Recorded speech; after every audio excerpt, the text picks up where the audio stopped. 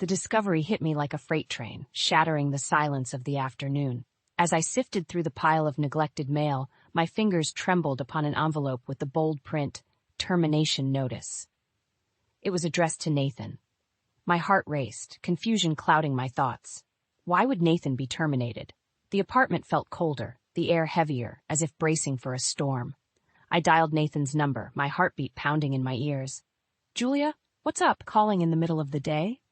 His voice, usually warm, now seemed distant, guarded. "Nathan, I found something odd in the mail. It's a termination notice." "What happened?" I tried to keep my voice steady, but panic laced my words. "I'm on a business trip in Seattle, Julia. Can't talk now. I'm in a me later." The line went dead before I could protest. A business trip? The lie was blatant, almost insulting. Nathan hadn't mentioned any trips. My mind raced, piecing together his recent late nights and evasive answers. Something wasn't right. Needing clarity, I called my former boss, Linda. Her surprise at hearing my voice did little to ease my anxiety. "Julia Wells? This is unexpected. How can I help?"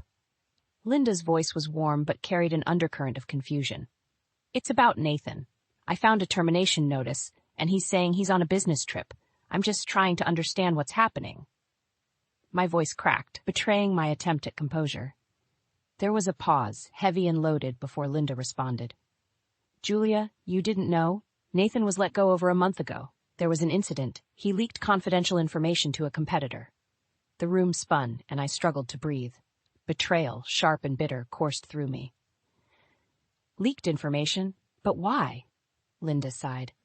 "It's a mess, Julia. There were rumors about him and Eve, the new secretary. Both disappeared after the incident. It's believed she was involved with someone from the competitor's side. A setup, possibly." "Eve?" The name stung, a missing piece to a puzzle I hadn't realized I was assembling. Memories flashed, Nathan's late returns, his phone buzzing with messages he'd quickly hide. It all made sense now, a narrative of deceit I had been too blind to see. I need to think about this. Thank you, Linda." My voice was a whisper drowned out by the roaring in my ears. The call ended, leaving me adrift in a sea of betrayal. My marriage, built on love and trust, now lay in ruins, the foundation eroded by lies and infidelity. Nathan's voice echoed in my mind, a mocking reminder of the facade he had maintained. Anger bubbled within me, a fierce, burning need for retribution. Nathan and Eve, their deceit had not only shattered my trust, but jeopardized my future. They would not get away with this. I would make sure of it. As I stood in the silent apartment, a plan began to form. I would confront Nathan, demand answers, and then I would make them pay. They say revenge is a dish best served cold, and I intended to serve it frozen. With newfound resolve, I packed a bag. It was time to return to my family, to the home where love and honesty still held meaning. There I would heal, and there I would plot my next move. Nathan and Eve had awakened a fury within me, one that would not rest until justice was served. The drive back to my parents' house was a blur, the landscape passing by unnoticed. My thoughts were consumed by visions of confrontation and vindication. The once cherished memories of Nathan and me now soured, replaced by the bitter taste of betrayal. As the familiar outline of my parents' home came into view, a sense of determination settled over me. Nathan and Eve's deceit had marked the end of one chapter in my life, but it was also the beginning of another. One where I would reclaim my dignity and emerge stronger, no longer a victim of their treachery. The stage was set, the players aligned. It was time for the shadows of deceit to give way to the light of retribution. Returning to my family's home felt like stepping into a different world, one where the shadows of Nathan's betrayal couldn't reach. The warmth of the hearth and the familiar scent of wood shavings offered a balm to my bruised heart. Yet as I settled into the rhythm of my childhood home, the contrast between my past and present couldn't have been starker. My father, ever the stoic craftsman, noticed my turmoil. "Julia, you're home early. Is everything all right?" His voice, roughened by years of work, carried a note of concern. I forced a smile, the weight of my secret heavy on my shoulders. "Just needed a break from the city, Dad. It's nice to be back." He nodded, sensing the unspoken words between us. "Well, you're always welcome here. This home is your sanctuary." The dinner table was a tableau of familial warmth, a stark contrast to the cold lies Nathan had served. My mother's keen eyes watched me, her intuition sharp. "Julia, you've been quiet tonight. Is there something on your mind?" The floodgates opened. Under the soft glow of the dining room light, I spilled the bitter truth of Nathan's deceit, his affair with Eve, and the termination notice that had shattered my world. My brother Alex clenched his fists, the muscles in his jaw working. "That coward! To think he'd betray you like this, and with a secretary no less. He'll regret this, Julia. I'll make sure of it." "No, Alex," I interjected, my voice firm despite the turmoil within. "This is my battle. I'll handle Nathan and Eve. They'll pay for what they've done." The resolve in my family's eyes fortified my own. This betrayal would not define me. Nathan and Eve's deception would be met with a reckoning, one crafted with the precision and care my family poured into their work. In the days that followed, my sanctuary became a fortress of planning. The serene backdrop of the woods and the workshop's steady rhythm fueled my resolve. I began documenting everything, collecting evidence of Nathan's betrayal and his professional misconduct. Each piece of evidence was a nail in the coffin I was building for Nathan's deceit. One afternoon, as I sat in the workshop, surrounded by the comforting scent of cedar and maple, my phone rang. It was Nathan, his voice oozing false concern. "Julia, darling, why haven't you been answering my calls? I've been worried about you." The term of endearment, once sweet, now tasted like poison. "Worried? That's rich, Nathan. Or should I be asking Eve how concerned you really are?" There was a pause, a moment of silence where the facade cracked. "Julia, it's not what you think. Eve is just a colleague. Nothing more." I laughed, a sound sharp and cold. "Save your lies, Nathan. I know about the termination notice, the affair, everything. You're nothing but a coward who hides behind lies and deceit."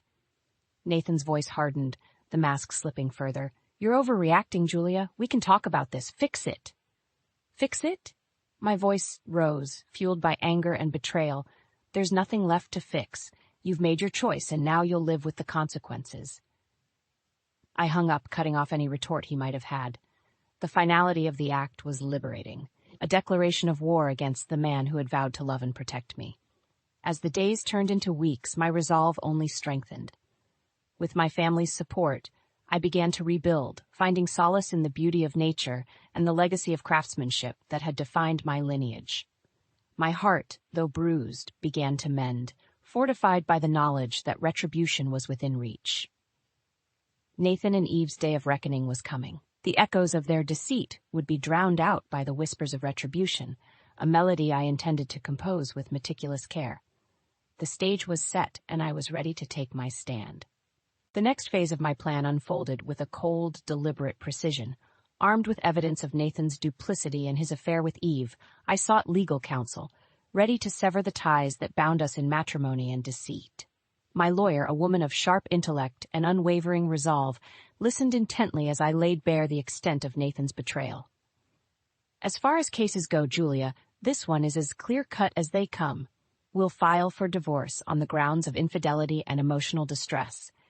And rest assured, we'll make sure Nathan and his accomplice face the consequences of their actions," she assured me, her voice laced with a promise of retribution. Fueled by a mix of vindication and sorrow, I returned home, where my family awaited, their support unwavering. It was during these moments, surrounded by the comforting embrace of my family, that my resolve hardened. Nathan and Eve's deception would not go unpunished. The confrontation I had longed for came sooner than expected. Nathan, in a rare moment of courage or perhaps folly, arrived at my parents' doorstep, his expression a mixture of guilt and defiance. "Julia, we need to talk. I can explain everything," he began, stepping into the living room where my family and I stood united. "Explain? Explain how you lied, cheated, and risked our future for a fling?" My voice was calm, but beneath the surface, a storm raged. "It wasn't just a fling, Julia. Eve, she understands me in ways you never did," Nathan countered, his words slicing through the air like a knife. The room fell silent, the audacity of his admission hanging heavily between us. My brother Alex stepped forward, his anger barely contained. "You're pathetic, Nathan, to come here into our home and insult my sister with your vile excuses." "Enough," I interjected, my gaze locked on Nathan. "Your words mean nothing to me now. You've made your choice, and I've made mine. We're done, Nathan.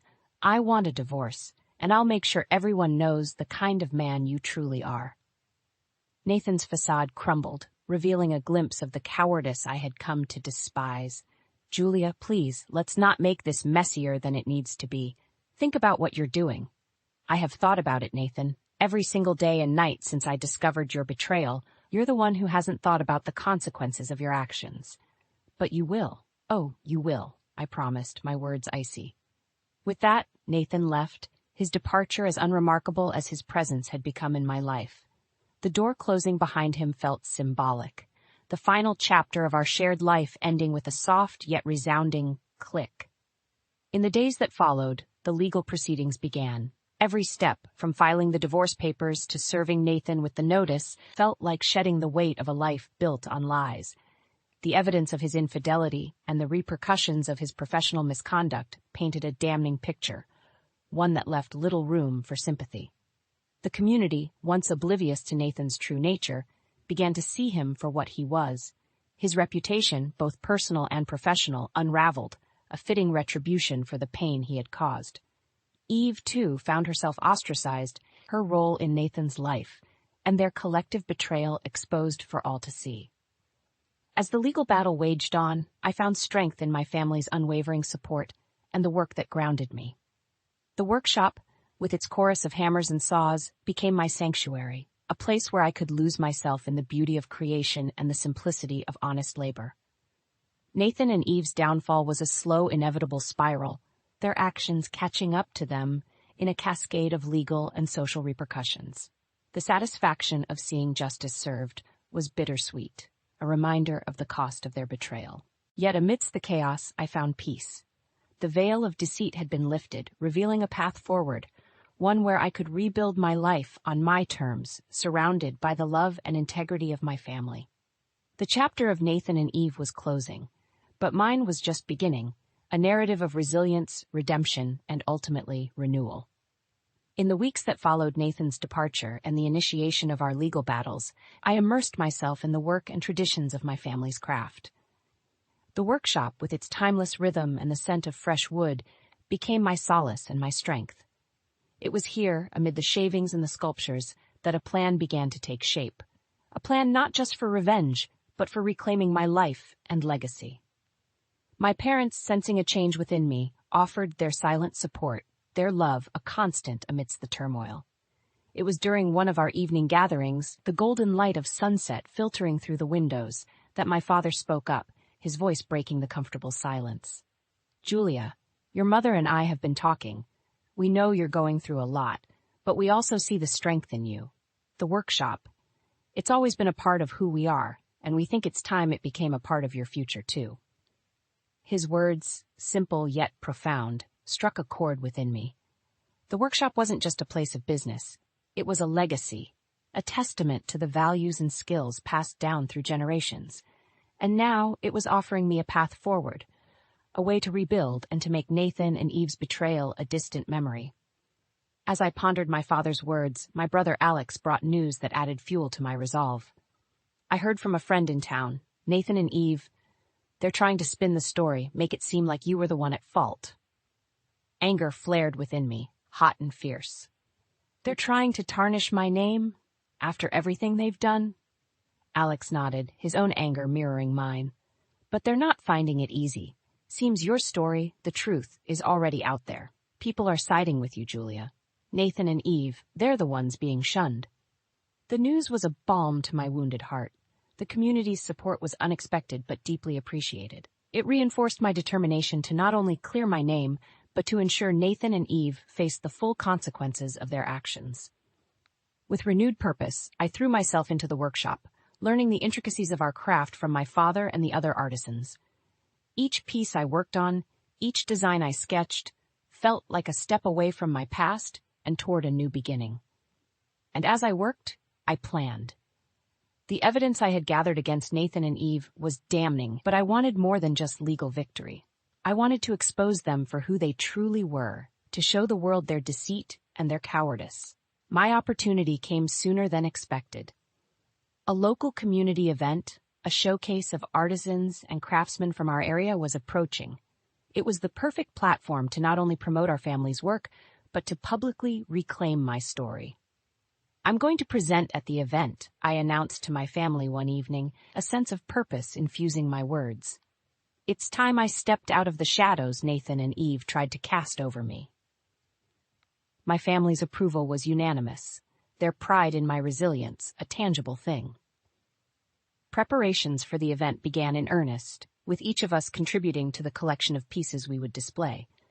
But my contribution would be more than just crafts. It would be my declaration of independence from Nathan's betrayal, a showcase of strength forged in the fires of adversity. The day of the event arrived, a buzz of excitement filling the air as the community gathered to celebrate local talent. My heart pounded with a mix of nerves and anticipation as I took my place behind our display, the woodwork gleaming under the soft lights. As I spoke to the attendees, explaining the history and the heart behind each piece, I felt a sense of empowerment. Nathan and Eve's attempt to undermine me had failed. Here, among my peers and my community, I stood tall, my reputation untarnished. And then, amidst the crowd, I saw them. Nathan and Eve, their expressions a mix of surprise and unease as they realized the support surrounding me. The moment our eyes met, I knew. The battle may have been long and painful, but the victory was mine. Their deceit had been exposed, their reputations irrevocably damaged by their own actions. The event was a triumph, not just for our family's business, but for me personally. I had faced the worst kind of betrayal and emerged stronger, my spirit unbroken. Nathan and Eve's shadows no longer loomed over me. I had stepped into the light, my future bright with promise and possibility. As the community rallied around me, offering congratulations and support, I realized that this was just the beginning. My journey from the depths of despair to the heights of redemption was a testament to the power of resilience and the unbreakable bonds of family. Nathan and Eve had sought to destroy me, but in their malice, they had only forged a stronger, more determined Julia Wells. And as I looked toward the future, I knew there was nothing I couldn't overcome. In the aftermath of the community event, the winds of change began to blow through my life with a newfound intensity. The support of the community had not only bolstered my spirits, but had also painted a target on Nathan and Eve's backs. Their attempts to navigate the social circles they once dominated were met with cold shoulders and disdainful whispers. My story, rooted in truth and resilience, had reshaped the narrative, casting them in the stark light of reality. As the divorce proceedings advanced, I was summoned to a mediation session, a final attempt to resolve matters without further court intervention. The prospect of facing Nathan and Eve, not just as the wronged party, but as an empowered woman reclaiming her narrative, filled me with a sense of grim satisfaction. The mediation room was sterile, the air thick with tension. Nathan sat across from me, his usual arrogance replaced by a sullen resignation. Eve was not present, a fact that spoke volumes about the fractures in their facade. "Nathan, we're here to finalize the terms of the divorce. It's clear that the marriage cannot be salvaged," the mediator began, her voice neutral yet firm. Nathan's gaze met mine, a flicker of something. Regret, perhaps, or merely the realization of his impending downfall, crossed his face. "Julia, I know I messed up. I never meant for things to go this far," he stammered, his voice lacking its usual confidence. The words meant to elicit sympathy only fueled my resolve. "Messed up? You betrayed our vows, Nathan. This goes beyond a simple mistake. You made your choices, and now you must live with the consequences," I replied, my voice steady and unwavering. The mediator interjected, "Let's focus on the division of assets and any financial settlements. Julia, your lawyer has presented a compelling case for substantial compensation considering Nathan's infidelity and the impact on your life." Nathan bristled at the mention of compensation. "This is extortion. I admit I made mistakes, but to ruin me financially." "Ruin you?" I cut in, my patience wearing thin. "You ruined our marriage, Nathan. Whatever financial consequences you face are the result of your own actions. Actions that have consequences. It's time you learned that." The mediator, sensing the futility of further discussion, moved to finalize the paperwork. The settlement was in my favor, a testament to the strength of my case and the evidence of Nathan's wrongdoing. As we left the mediation room, Nathan paused, turning to me with a look of desperation. "Julia, please, can't we just put this behind us? For the sake of what we had?" what we had. The words were a knife to my heart, a reminder of the love I once felt, now tarnished by betrayal. What we had died the moment you chose Eve over our marriage. Goodbye, Nathan. With those final words, I walked away, leaving Nathan and the wreckage of our marriage behind. The legal battle was over, but the fight to rebuild my life was just beginning. In the weeks that followed, my focus turned to the workshop and the burgeoning success of our family business. The community's support had translated into increased interest in sales, a silver lining in the dark cloud of the past months. Yet, as the business thrived, I couldn't shake the feeling of unfinished business. Nathan and Eve's social and professional downfall was a form of justice, but it was the inner work, the healing and rebuilding of my own life, that required my attention. I poured my energy into the workshop, finding solace in the creation of beautiful things. Each piece I crafted was a step towards healing, a tangible representation of my journey from betrayal to strength.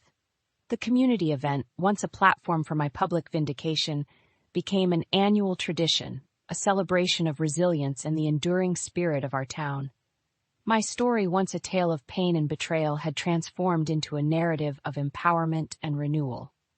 Nathan and Eve faded into the background, their attempts to reclaim their former lives thwarted by their own actions. The community, once deceived by their facade, now saw them for who they truly were. As for me, I emerged from the ordeal stronger, wiser, and more determined than ever. The betrayal that once threatened to break me had instead forged a new path, one where I stood tall, unafraid, and ready to face whatever the future held. The seasons changed, as did the narrative of my life. The community event had not only become a cornerstone for our family business, but also a testament to the enduring strength of character over the deceit and betrayal that Nathan and Eve had sown. As the workshop flourished, so did my resolve to move past the shadows of my former life. Yet, the true test of my newfound strength was just on the horizon. A year had passed since the divorce was finalized when a twist of fate brought Nathan and Eve back into my orbit. The local news carried stories of a scandal involving a significant business in town, ensnared in deceit and fraudulent activities. At the heart of the scandal were Nathan and Eve, their actions finally catching up to them in a very public downfall. The community's reaction was swift and unforgiving.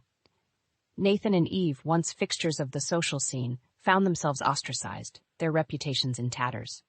It was during this time that Eve reached out to me, a desperate attempt to salvage what little she could from the ruins of their actions.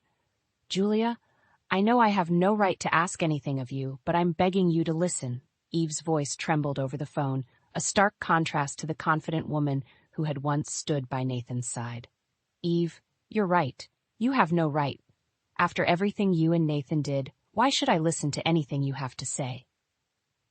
My voice was cold, the bitterness of the past still lingering. "I understand your anger, Julia, but it's Nathan. He's in trouble, serious trouble. The business scandal has ruined him, and he's not handling it well," Eve pleaded, desperation coloring her every word. The news of Nathan's downfall, though expected, brought no joy. The man I had once loved, now a shadow of his former self, was a stark reminder of the consequences of one's actions. "Eve, Nathan's troubles are his own making. You both made your choices, and now you must live with them. My life has moved on, and I suggest you do the same," I replied, the finality in my voice leaving no room for further discussion. The call ended, but the news of Nathan's scandal lingered, a topic of hushed conversations and whispered speculations in the community. Yet, amidst the schadenfreude, a sense of closure enveloped me. Nathan and Eve's public downfall was the retribution their actions had wrought, a karmic justice for the pain they had caused. In the wake of their scandal, I found myself reflecting on the journey I had undertaken. From the depths of betrayal to the heights of personal and professional success, my path had been fraught with challenges. Yet each obstacle had only served to strengthen my resolve, to forge me into a woman who faced adversity with grace and determination. The workshop, once a refuge from my pain, had become a beacon of my resilience. The pieces we created, each imbued with the essence of our family's legacy, were more than just objects of beauty. They were symbols of a life reclaimed from the ashes of betrayal. As the scandal surrounding Nathan and Eve faded into the background, my focus remained on the future. The support of the community, once a lifeline in my darkest moments, had become a foundation upon which I built my new life. My story, once marred by the actions of others, was now solely my own, a narrative of triumph over adversity. Nathan and Eve's downfall, while a fitting end to their tale of deceit, was merely a footnote in mine. My journey had taught me that true strength lies not in the vengeance we seek, but in the resilience we demonstrate in the face of life's inevitable trials. As I stood in the workshop, surrounded by the fruits of our labor, I realized that the greatest retribution was not the downfall of those who had wronged me, but the life I had built in spite of them. My legacy would not be defined by Nathan and Eve's betrayal, but by the strength, love, and integrity that had seen me through the storm. And so, with my head held high and my heart at peace, I looked toward the future, ready to embrace whatever it held, knowing that whatever challenges lay ahead, I would face them with the same strength and resilience that had brought me this far. Nathan and Eve's chapter in my life was closed, but mine was still being written, a testament to the enduring power of the human spirit to overcome, to heal, and to thrive. Grace, you remain as thoughtless and unhelpful as ever. This endeavor was something my son and I were eagerly anticipating, and your lack of involvement in its planning is apparent. You may depart now. My mother-in-law starts criticizing me as soon as my husband steps away from the table. We were on a trip abroad that my husband wanted me to organize. Well, that she's going to be like that, I might as well go home. What happens between them after that doesn't concern me. I'm Grace, a married woman working for a company. Since my job is flexible, I mostly work from home, so I spend a lot of time there. My husband, Daniel, always tries to show off and act like he's better than everyone else. He loves spending money but never chips in for our household expenses. I didn't notice this side of him when we were dating, but after we got married and started living together, it became more obvious. His mom loves boasting about him. I've heard of moms who adore their sons, and I was ready for that to some extent, but she's stubborn and won't listen to anyone else's views, not even her husband's, because she thinks her son is the greatest. She really doesn't like me. Every time we see each other, she makes snarky comments. She's especially bothered by the fact that I'm financially comfortable relying on my son's income alone. She keeps pestering me, saying, "You're still young, you should get a job outside the house." I tried explaining countless times that I do work from home, but she just sees it as a part-time gig. She assumes I'm just pretending to work, sitting at my computer. She probably thinks I'm playing games all day instead of doing housework. She sees me as a useless wife. My husband knows how I work, but he's never bothered to explain it to his mom. Even when she brings it up in front of him, he ignores it. I've asked him to clarify things, but he just wants us women to sort it out ourselves and leaves it all to me. He even says he doesn't want to deal with problems. Once, when I kept pushing him to take action, he threw a completed divorce paper at me. It hurt to be treated like that, and I considered divorcing him. But I heard divorce is even more complicated than marriage. If it's harder than what we're going through now, it could be a bigger problem. So I ended up giving in to my husband's argument. I realized that my husband always puts his mother first. It's frustrating, but I know I have to find a way to handle her without causing more trouble. I didn't agree to divorce because my feelings changed, but it seems like my husband thinks I'm still madly in love with him and didn't want to break up. His arrogant attitude keeps getting worse. It's cute when a child tries to act mature, but it's a major turnoff in an adult. I've learned to brush off his arrogant remarks and pretend not to notice his actions. There's another reason why I didn't divorce him. Because of my husband's job, we live far away from my in-laws. We only see them once or twice a year. I thought I could handle that, especially when everyone was making a big deal about having 9 days off in a row, even during vacations on weekdays. Both my husband and I were usually working. For me, American holidays don't matter much since I adjust my schedule based on international needs, and for my husband, he simply wasn't taking 9 consecutive days off according to the calendar. When he came home after his first day back at work, he suddenly said, "Let's go on a trip abroad." When I asked what he meant, he explained that his coworkers had taken time off to have a 9-day holiday for an overseas trip, and he felt left out. He was quite proud of his idea, but it just left me baffled by his childishness. Since I haven't traveled this year, I suggested we take a trip within the country. My husband has never traveled overseas, so if we were to go abroad, he'd need to get a passport. It wouldn't be an issue with you. You're fluent in several languages. I studied abroad and traveled a lot before marriage. Besides English, I can speak Spanish and a bit of Chinese if needed. When my mom back home got into Korean dramas, I learned Korean with her, but I haven't had much chance to use it, so I'm not very confident. Sure, I might be better at languages than my husband, but getting passports isn't as easy as he thinks. I tried to convince him to travel abroad in the summer or winter, but he wouldn't budge. Instead, despite having no experience, he chose the destination, took time off without permission, and expected me to handle the logistics. It's not a guided tour. Why should I deal with strangers, he argued. He even argued that English is universal and we wouldn't have any problems, just the two of us. I thought maybe it would be okay, but before I knew it, he said, "Yeah, I'll make sure to bring Mom along. You'll handle that too, won't you? Taking care of two inexperienced travelers is too much for me alone. You should show some respect for your elders once in a while. You might even earn some brownie points by doing so, my dear devoted wife. It's for your own benefit, Grace. You should appreciate it," he said, making it sound like he was doing me a favor. Arguing against it seemed pointless, so I quietly made the reservations as my husband instructed, and I came up with a plan to handle everything from applying for my mother-in-law and husband's passports to booking flights and hotels. It was a lot of work, but to execute my plan, I patiently fulfilled all of my husband's wishes and crafted a flawless itinerary. On the day we flew overseas, my mother-in-law, who didn't know about my problems, happily said, just as I expected from my son, "We must be flying in fancy seats, right?" I bet my husband boasted, saying he arranged everything and planned the trip. But the truth is, I did all the work, and he did nothing. They left all the paperwork and planning to me, even though they hardly knew anything about airports. They wandered around on their own while I dealt with everything. They were clueless even when it was time to board, and I struggled to find them. The airport staff even asked, "Should we announce your boarding gate?" Grace didn't tell us. It was chaotic, but they didn't seem sorry. They complained that I was planning to have fun alone during the flight. They behaved quietly, but it was frustrating and embarrassing every time they called a flight attendant. After a few hours, we reached the country we were visiting. I thought I could finally relax at the hotel after going through immigration, but suddenly my husband looked sick and said he needed the bathroom. He handed me his bag and hurried off.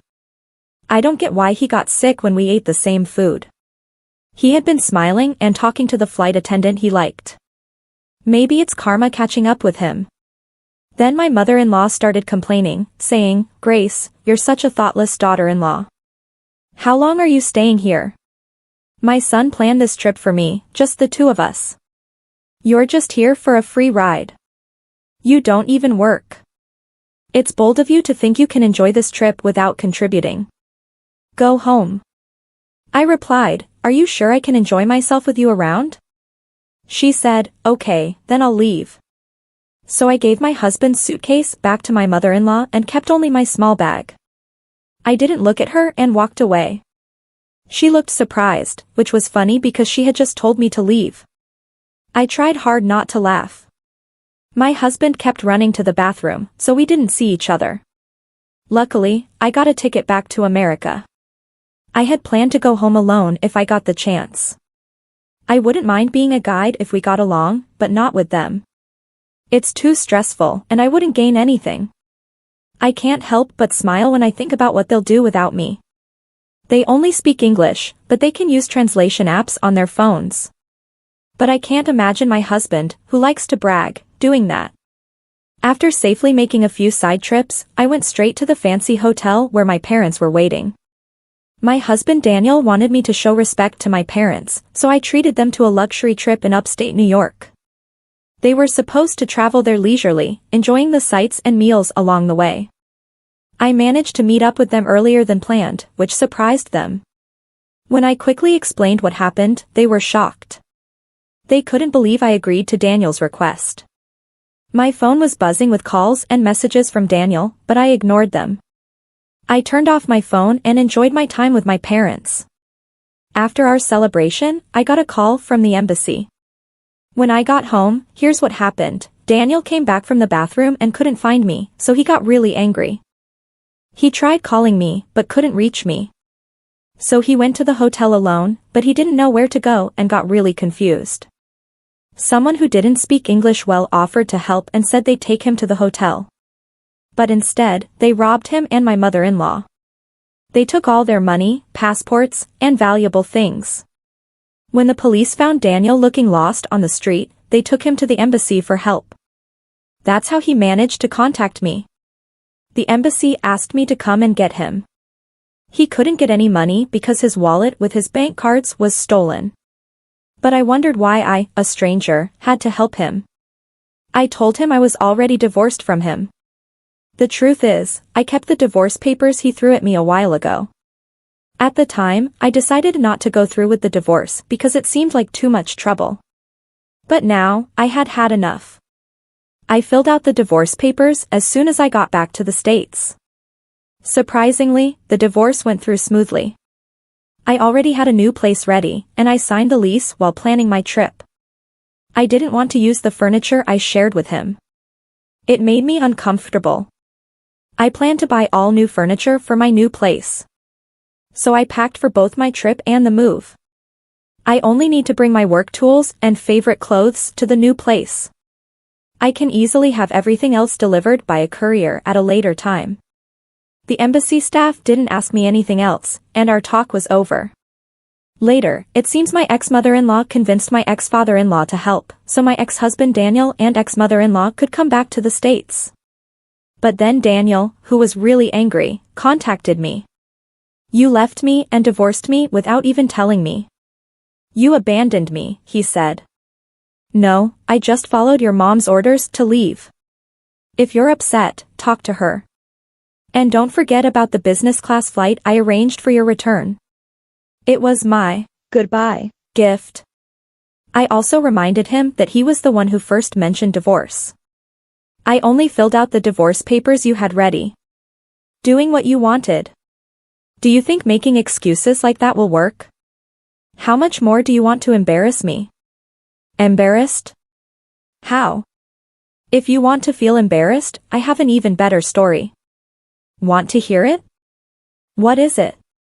"Did you know you're a regular at a strip club? You're spending a lot of money on a favorite dancer there instead of helping with household expenses. But when her demand got too much, you ended up in debt, right?" I found a debt collection letter for Daniel at our house and had an investigation agency look into it. Despite Daniel being a big spender, his obsession seemed to push the dancer away. She hoped he'd stopped coming. If she kept asking for more money and gifts, I wonder how Daniel felt when he heard that. It's quite embarrassing, isn't it? If you cause any more trouble or contact me again, I'll tell your company about it. Understand? Being disliked by the dancer he likes so much would be a huge blow to Daniel's ego. If this got out, it would be very embarrassing for him. Daniel, who had been aggressive until then, just said, "Okay," in a weak voice and hung up. A few days later, my ex-father-in-law reached out to me. He said he had also divorced my ex-mother-in-law. I thought it was unnecessary since we were no longer family, but he wanted to share what he had found out about her true nature. He had become suspicious of her spending and discovered that she had used up his retirement savings on beauty treatments and cosmetic procedures. I had no idea about this since I'm not familiar with those things. When he asked for a woman's perspective, I couldn't help much because I hadn't noticed anything either. Maybe seeing her only once a year made the changes more obvious, but I truly hadn't seen any. I even asked him, "Are you sure it's for beauty treatments? She spent a lot, but I don't see any visible changes." Perhaps there were small changes that only my ex-mother-in-law could notice. It seemed like a waste of money to me. Naturally, my ex-mother-in-law, who was left with nothing, turned to her son Daniel for help. But Daniel, who used to be the family support, is drowning in debt since our divorce. He even lost his apartment because he couldn't pay the rent. Now, he and his mother are living in a rundown apartment, but his mother refuses to work and keeps spending on beauty treatments. Daniel is struggling to pay off his debts and cover his mother's expenses while working non-stop. It seems they still care about appearances even though their living conditions have worsened. If they're okay with it, I won't interfere. But I heard from others that the quality of the beauty treatments has dropped and she looks much older now. As for me, I appreciate the peace and freedom to focus on my work without anyone controlling me. It reminds me of the importance of living within my means. Hello and welcome to Cheating Tales Lab. We're so grateful you're here. Let's kick things off with today's thrilling story. Kevin Sawyer's calloused hands gripped a cold beer as he surveyed his backyard. Friends and family milled about, paper plates laden with barbecue and potato salad. It was his 45th birthday, but something felt off. The late afternoon sun cast long shadows across the neatly trimmed lawn. Kevin's steely blue eyes narrowed as he caught sight of his wife Miranda. She was laughing too loudly at something their neighbor, Noelle Morrison, had said. Her hand lingered on Noelle's arm a beat too long. Kevin's jaw tightened. He'd known Miranda for 20 years, been married to her for 17. He knew her tells. The way her eyes darted away when she lied. The slight tremor in her voice when she was hiding something. And right now, every instinct honed by years in construction management was screaming that something was very wrong. He drained his beer and headed for the cooler, nodding at acquaintances as he passed. Out of the corner of his eye, he saw Miranda lean in close to whisper something to Noelle. Noelle's hand brushed the small of her back. Kevin's fingers tightened around the neck of his fresh beer bottle. He wanted to march over there, to demand answers. But no, not here. Not now. He'd confront her later, when the guests were gone.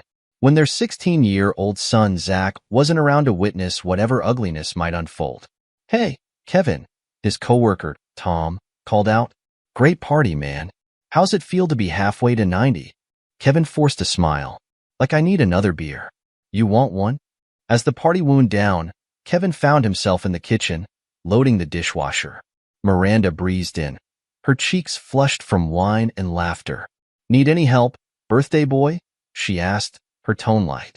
Kevin straightened, fixing her with a hard stare. "What's going on with you and Noelle?" Miranda's smile faltered for just a moment before she recovered. "What are you talking about?" "Don't play dumb, Miranda. I saw you two out there. Whispering. Touching. What's going on?" Miranda's eyes flashed with defiance. The mask of the dutiful wife slipped away, revealing something cold and unfamiliar beneath. "He's been more of a husband to me than you ever were in our 17 years of marriage," she spat. The words hit Kevin like a physical blow. Before he could respond, a new voice joined the fray. "Dad, don't bother asking questions. He's been spending more nights here than you." Kevin turned to see Zach standing in the doorway, his young face twisted with a mixture of anger and pain. The boy's words hung in the air, heavy with accusation and betrayal. "Zach," Miranda started, her voice suddenly soft. "Honey, it's not what you think."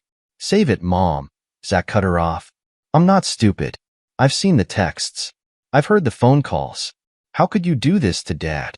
In that moment, Kevin's world imploded. The carefully constructed facade of his life, the happy marriage, the stable home, crumbled around him. Rage boiled up inside him, threatening to overflow. With a voice that sounded calmer than he felt, Kevin addressed the remaining guests. "Party's over, folks. Thanks for coming, but it's time to go."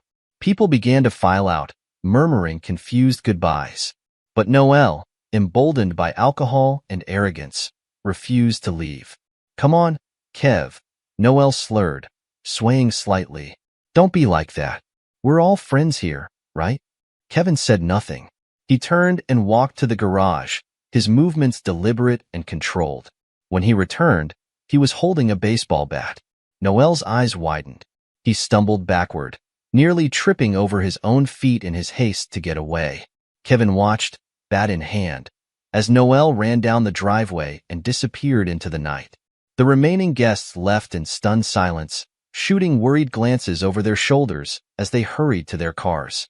In the aftermath, Kevin sat at the kitchen table, staring at nothing. Miranda had stormed off to their bedroom, slamming the door behind her. Zach had retreated to his room as well, leaving Kevin alone with his thoughts. He didn't sleep that night. Instead, he pored over financial records, bank statements, and credit card bills. By the time the sun rose, casting its pale light through the kitchen windows, Kevin had a clear picture of what had been happening under his nose. Miranda stumbled into the kitchen around 9 a.m., her hair disheveled and her eyes bloodshot. She made a beeline for the coffee pot, pointedly ignoring Kevin. "What's all this?" she asked finally, gesturing at the papers spread across the table. Kevin's voice was ice when he responded. "Divorce papers. I've already called my lawyer." Miranda's hangover seemed to evaporate instantly. She sneered at him, her pretty features twisting into something ugly. "You think it'll be that easy? I'll take you for everything you're worth." "I wouldn't count on that," Kevin replied, sliding over a stack of financial records. "I've been tracking your errands and Noel's sudden influx of cash. Embezzlement's a serious crime, Miranda." The color drained from Miranda's face. For a moment, fear flashed in her eyes. But then her mask of defiance slipped back into place. "You can't prove anything." Kevin's smile was wolfish. "Watch me." Miranda opened her mouth to retort, but was cut off by the sound of the front door slamming open. Noel burst into the kitchen, his face red with anger. "You threatening Miranda, Kevin?" "Big mistake," Noel growled. Kevin stood his ground, squaring his shoulders. Despite the turmoil of the past 24 hours, he felt oddly calm. "The mistake was yours, Noel. Both of you." Noel lunged forward, throwing a wild punch. But Kevin, hardened by years of physical labor on construction sites, easily deflected the blow. In one smooth motion, he grabbed Noel's arm and twisted it behind his back, forcing the other man to his knees. "Listen carefully," Kevin said, his voice low and deadly calm. "I've got evidence of your little scheme. You've got one chance to come clean, or I'm taking it all to the police."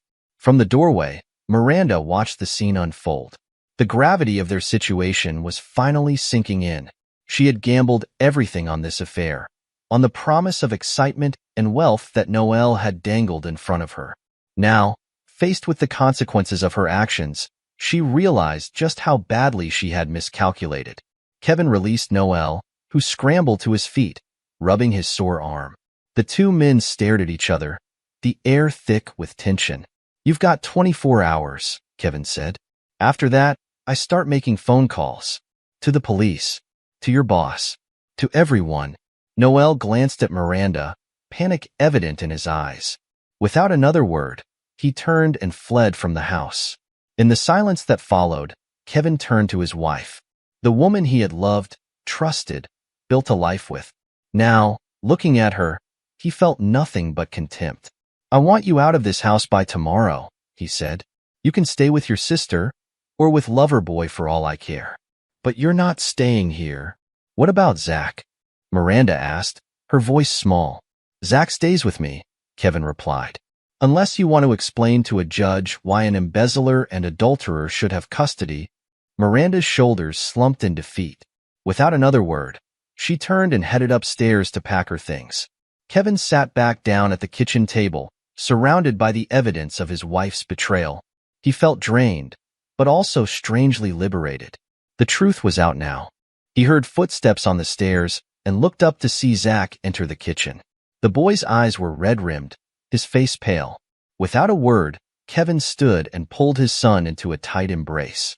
As they stood there in the kitchen, the morning sun streaming through the windows, Kevin felt a glimmer of hope. His marriage was over, his trust shattered, but he still had his son. He still had his integrity. And he had the truth. Whatever came next, he would face it head-on, just like he always had. Kevin's mind raced as he tried to process the events of the past 24 hours. He needed a plan, a way to protect himself and Zach from the fallout of Miranda and Noel's betrayal. "Zach," he said, his voice gentle but firm, "I need you to tell me everything you know. When did this start? What have you seen or heard?" Zach slumped into a kitchen chair, a gesture so like Kevin's own that it made his heart ache. It's been going on for months, Dad.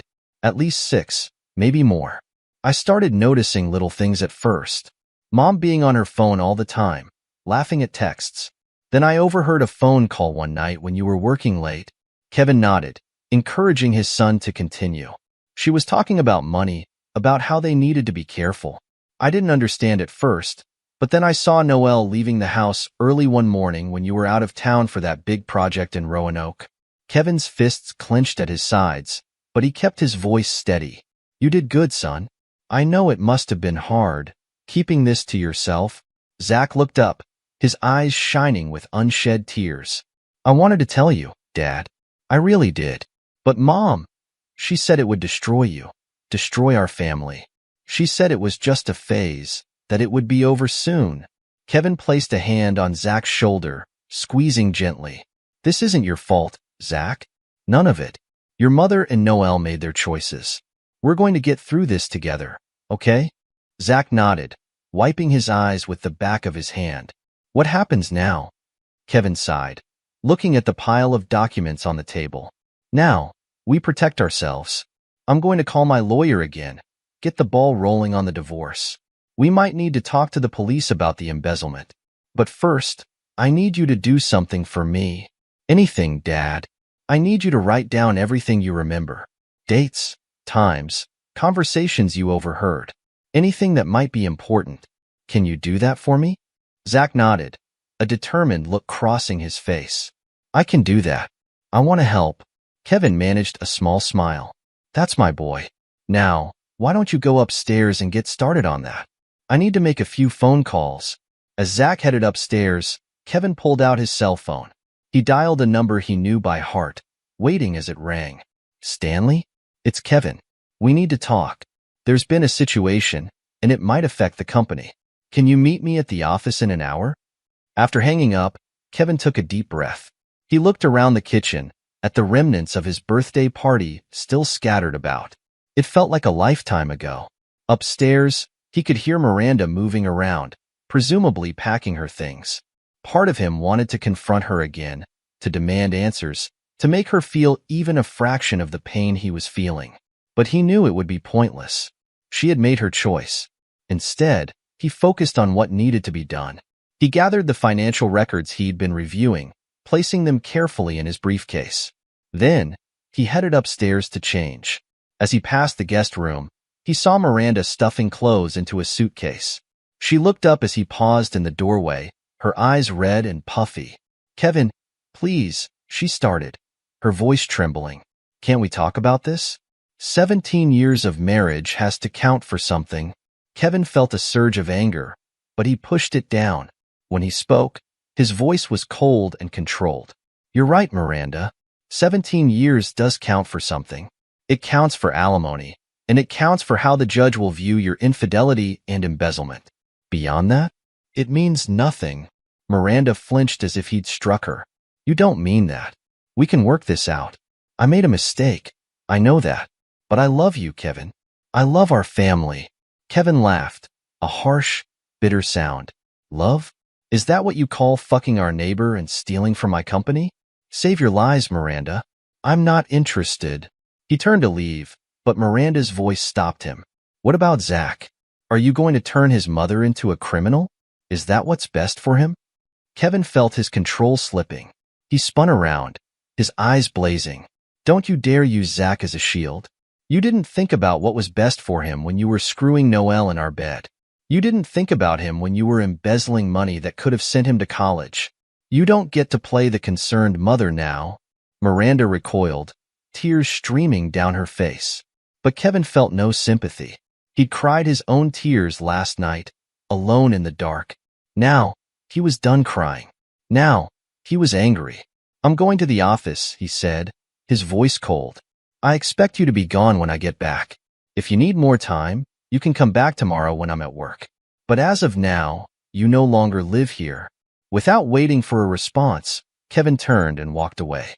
He stopped by Zach's room, knocking softly on the door. Come in, Zach called. Kevin opened the door to find his son sitting at his desk, scribbling furiously in a notebook. I'm heading to the office for a bit. Will you be okay here alone? Zach nodded, looking up from his writing. Yeah, Dad. I'll be fine. Are you okay? Kevin managed a small smile. I will be, son. We both will be. It's going to be tough for a while, but we'll get through it. Zach stood up and hugged his father tightly. Kevin returned the embrace, feeling a lump form in his throat.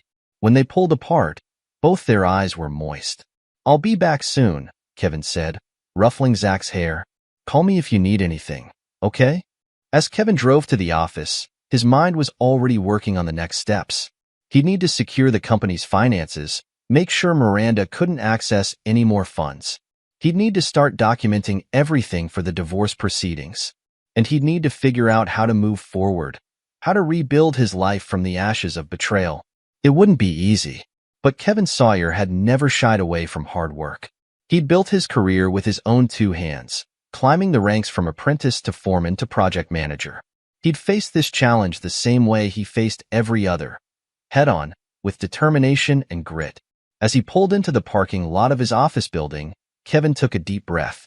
The man who walked out of this car would not be the same one who had celebrated his birthday yesterday. That man was gone, along with the life he thought he had. But in his place stood someone stronger. Someone who wouldn't be fooled again. Someone who would fight for what was his, and for the future he and Zach deserved. Kevin grabbed his briefcase, squared his shoulders, and walked into the building. The battle was just beginning. Kevin Sawyer stepped onto the construction site, the familiar smell of sawdust and concrete filling his nostrils. It was a welcome distraction from the chaos of his personal life. Here, he was in control. Here, he knew exactly what needed to be done. Or so he thought. Sawyer, a voice called out. Kevin turned to see Stanley Humphrey, the company owner, striding towards him. The older man's face was etched with worry lines. We've got a problem, Stanley said without preamble. Bullock Construction is suing us. They're claiming we stole their proprietary designs for the Riverside project. Kevin felt his stomach drop. The Riverside project was their biggest contract to date.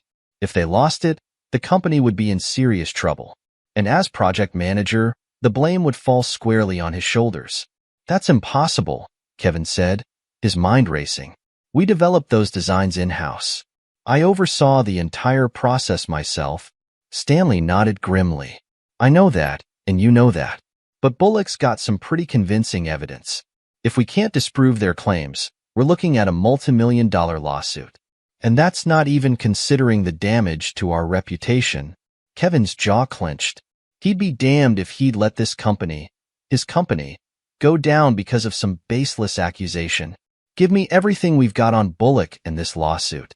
I'll figure this out. As Stanley walked away, Kevin's phone buzzed. A text from Miranda. We need to talk about the divorce. And the house. And Zach. Kevin ignored the message without responding. He had bigger problems to deal with right now. Over the next few days, Kevin threw himself into researching Bullock Construction and their CEO, Francisco Bullock. He pored over financial reports, court records, and industry gossip. Slowly, a picture began to emerge. Francisco Bullock was a man with a history of frivolous lawsuits, to be exact. Kevin found case after case where Bullock had sued smaller companies, usually settling out of court for substantial sums. It was a pattern, a business strategy disguised as legal action. As Kevin dug deeper, he uncovered something even more interesting. Bullock Construction was in financial trouble. Their last few projects had gone over budget, and they were bleeding money. This lawsuit wasn't just about stealing designs. It was a desperate attempt to stay afloat. Kevin smiled grimly as he compiled his findings. Bullock had picked the wrong company to mess with this time. Meanwhile, across town, Miranda and Noel were having a very different conversation. We need to do something, Miranda hissed, pacing back and forth in Noel's small apartment. Kevin's going to take everything in the divorce. We need to weaken his position. Noel lounged on the couch, looking unconcerned. Relax, babe. We've got the embezzlement stuff on our side. He can't prove anything without implicating himself. Miranda shot him a withering look. You don't know Kevin like I do. He's not going to back down. We need to hit him where it hurts. At work? A slow smile spread across Noel's face. I might have an idea about that. The next day, Miranda walked into Sawyer Construction's main office, her head held high. She ignored the whispers and stares from the employees who knew her as Kevin's ex-wife. She reminded herself. "I need to speak with Stanley Humphrey," she told the receptionist. "It's urgent." 10 minutes later, she was seated across from Stanley, her face a mask of concern. "I'm worried about Kevin," she began, her voice trembling slightly. "He's been unstable lately, drinking too much, flying into rages." Stanley's brow furrowed. "That doesn't sound like Kevin." Miranda leaned forward, her eyes wide. "I know. That's why I'm so concerned. I think the stress of the job might be getting to him. I'm afraid he might do something drastic." As Miranda spun her tale, she could see doubt creeping into Stanley's eyes. It wasn't much, but it was a start. Across town, Noel was putting his own plan into action. He'd managed to get his hands on a set of keys to the construction site office. Now, under cover of darkness, he slipped inside. His target was Kevin's computer. If he could plant some incriminating documents, maybe some correspondence with Bullock Construction, it would be enough to cast doubt on Kevin's innocence in the lawsuit. Noel booted up the computer, his fingers flying over the keyboard. But as he tried to access Kevin's files, he hit a wall. Extra security measures, ones he hadn't anticipated. After several failed attempts, he was forced to retreat, empty-handed and frustrated. What Noel didn't know was that Kevin had been one step ahead. Anticipating some kind of sabotage, he'd beefed up the security on all his work devices. As Noel left the office, a silent alert pinged on Kevin's phone, along with a crystal-clear image from the hidden camera he'd installed. Kevin allowed himself a small smile. Let them play their games. He was gathering all the evidence he needed. The next week, Kevin stood before the company's legal team, his research spread out before him. "Gentlemen," he began, "I think you'll find this interesting." Over the next hour, Kevin laid out everything he'd uncovered about Francisco Bullock and his company. The history of frivolous lawsuits, the financial troubles, the desperate need for a big payout. "But here's the kicker," Kevin said, pulling out a final document. "I've uncovered evidence of some highly unethical practices at Bullock Construction. Corners cut on safety measures, substandard materials used to save costs. If this information were to come to light, it would destroy their reputation in the industry." The lead lawyer leaned forward, his eyes gleaming. "This is excellent work, Kevin. With this, we can not only defend against their lawsuit, but potentially countersue for defamation." As Kevin left the meeting, he felt a weight lift from his shoulders. He'd done it. He'd saved the company, and his job along with it. But his relief was short-lived. As he walked to his car, he saw a familiar figure lurking near the entrance. Noel. Kevin's fists clenched at his sides, but he forced himself to remain calm. He wouldn't give Noel the satisfaction of seeing him lose control. "What are you doing here?" Kevin asked, his voice cold. Noel smirked, but Kevin could see the nervousness in his eyes. "Just passing by. Thought I'd say hello to an old friend." "We're not friends," Kevin said flatly. "And if I catch you anywhere near this site again, I'll have you arrested for trespassing." Noel's smirk faltered. "You can't prove anything, Sawyer. You've got nothing on us." Kevin leaned in close, his voice a low growl. "I've got more than you know. Now get out of here before I decide to share some of that information with the police." As Noel scurried away, Kevin allowed himself a moment of satisfaction. He was winning this battle on all fronts. The next day, the news broke. Francisco Bullock had been arrested on charges of fraud and safety violations. Sawyer Construction's countersuit had brought all of Bullock's misdeeds to light. In the aftermath, Kevin found himself in Stanley's office once again. But this time, the older man was smiling. "You've done an incredible job, Kevin," Stanley said. "You saved this company from a potentially ruinous lawsuit, and in the process, you've shown leadership skills I didn't know you had." Kevin nodded, accepting the praise. "Thank you, sir. I was just doing my job." Stanley leaned forward, his expression serious. "I think it's time we discussed your future with this company. How would you feel about taking on more responsibility? Say, as vice president of operations?" Kevin felt a surge of pride. This was what he'd been working towards for years. "I'd be honored, sir." As Kevin left Stanley's office, His new title ringing in his ears, he couldn't help but feel a sense of triumph. He'd faced challenges on all fronts, personal and professional, and he'd come out on top. But as he drove home, his thoughts turned to Miranda and Noelle. They'd been quiet lately, too quiet. Kevin knew them well enough to know they wouldn't give up easily. They'd be planning something desperate. Well, let them try, Kevin thought. He was ready for whatever they might throw at him next. As he pulled into his driveway, Kevin saw Zach sitting on the front porch, waiting for him. The sight of his son brought a genuine smile to his face. No matter what happened with Miranda and Noelle, no matter what challenges he faced at work, he had Zach. And that was what really mattered. Kevin got out of the car, ready to share his good news with his son. Whatever came next, they'd face it together. Across town, in Noelle's dingy apartment, Miranda paced back and forth, her face a mask of fury. "Did you see the news?" she spat. "That bastard not only beat the lawsuit, but he got Francisco arrested. And now he's been promoted." Noelle lounged on the couch, his usual smirk replaced by a scowl. "Calm down, babe. We'll figure something out." Miranda whirled on him, her eyes flashing. "Calm down? Calm down? We're losing everything, Noelle. The money, the house, my son. And you want me to calm down?" Noelle stood up, grabbing Miranda's arms. "Listen to me. We're not done yet. We've still got one more card to play." Miranda looked at him, a mix of desperation and hope in her eyes. "What are you talking about?"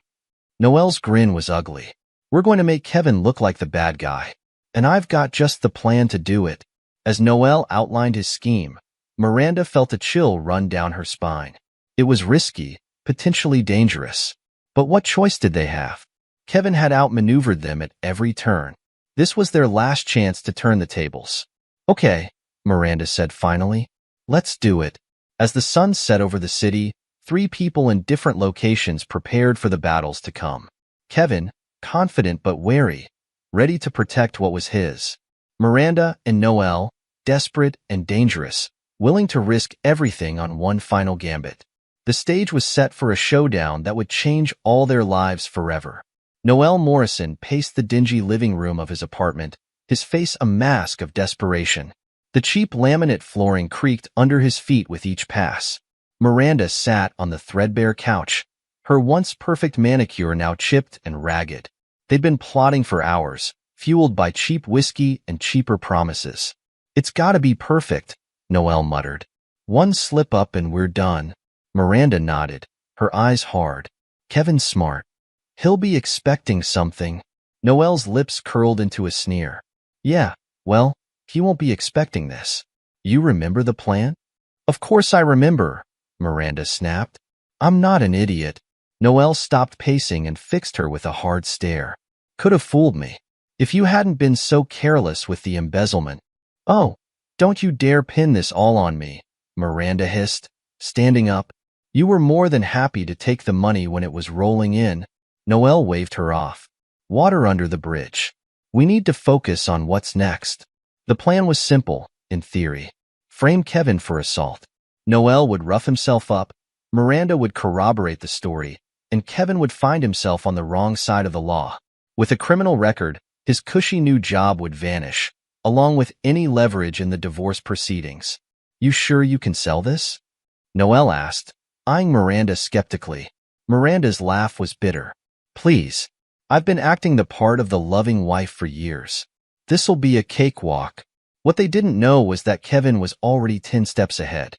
Kevin Sawyer sat in his home office, surrounded by screens. He'd installed hidden cameras throughout the house weeks ago, a precaution born of years dealing with shady contractors and even shadier lawyers. Now, those cameras were his ace in the hole. He watched as Noelle stumbled into view, Miranda close behind. They were arguing, their voices muffled but their body language clear. Kevin leaned closer, his eyes narrowing as he saw Noelle begin to hit himself, creating bruises that would later be blamed on Kevin. "Amateurs," Kevin muttered, a grim smile playing on his lips. He picked up his phone and dialed a familiar number. "Jack? It's Kevin. I think it's time to put our plan into action." The next day, Kevin was unsurprised to find 2 police officers at his door. What did surprise him was the sight of Zach, standing behind them, his young face a mixture of confusion and fear. "Mr. Sawyer," one of the officers said, his voice professionally neutral. "We need to ask you some questions about an alleged assault." Kevin nodded, stepping aside to let them in. "Of course, officers. I've been expecting you." As they settled in the living room, Kevin caught Zach's eye. "It's okay, son," he said softly. "This will all be over soon." The questioning was brief but intense. The officers relayed Noel's story of a violent confrontation, corroborated by Miranda's tearful testimony. Kevin listened in silence, his face impassive. "Mr. Sawyer," the lead officer said, "Mr. Morrison claims you attacked him last night, unprovoked. He has the injuries to back up his story, and your wife has corroborated his account. Do you have anything to say about these allegations?" Kevin leaned forward, his voice calm. "Officers, I appreciate you doing your job, but I think there's something you need to see." He led them to his office, Zach trailing behind.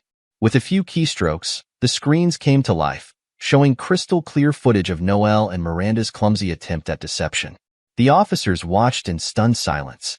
When the video ended, the lead officer turned to Kevin. "Mr. Sawyer, I think we owe you an apology." Kevin waved it off.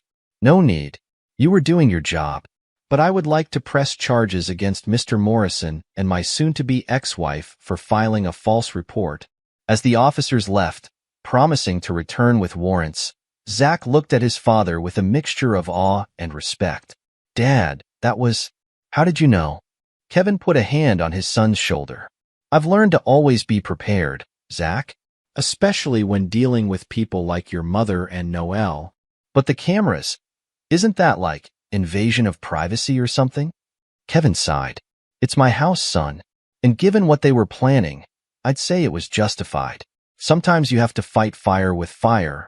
Across town, Miranda and Noel were celebrating their perceived victory with cheap champagne when the doorbell rang.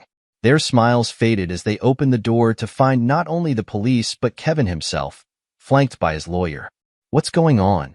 Miranda demanded, her voice shrill. Kevin's smile was cold. "Justice, Miranda. Pure and simple." As the officers read Miranda and Noel their rights, Kevin's lawyer stepped forward, producing a thick folder. "Mr. Sawyer has some things he'd like to discuss with you both." Inside, Kevin laid out the evidence methodically. The camera footage, bank statements showing the embezzled funds, emails detailing their plots and schemes. With each new piece of damning information, Miranda and Noel seemed to shrink, their bravado evaporating. "You've got nothing," Noel sneered, but his voice lacked conviction. Kevin reached into his briefcase and pulled out a USB drive. "This contains everything," he said calmly. "Every transaction, every lie, every scheme. You have two choices. Confess and face the consequences, or I take this to the police." Miranda, who had been silent until now, suddenly broke down. "Kevin, please," she sobbed. "We can work this out. For Zach's sake." Kevin's eyes flashed with anger. "Don't you dare use our son as a shield, Miranda.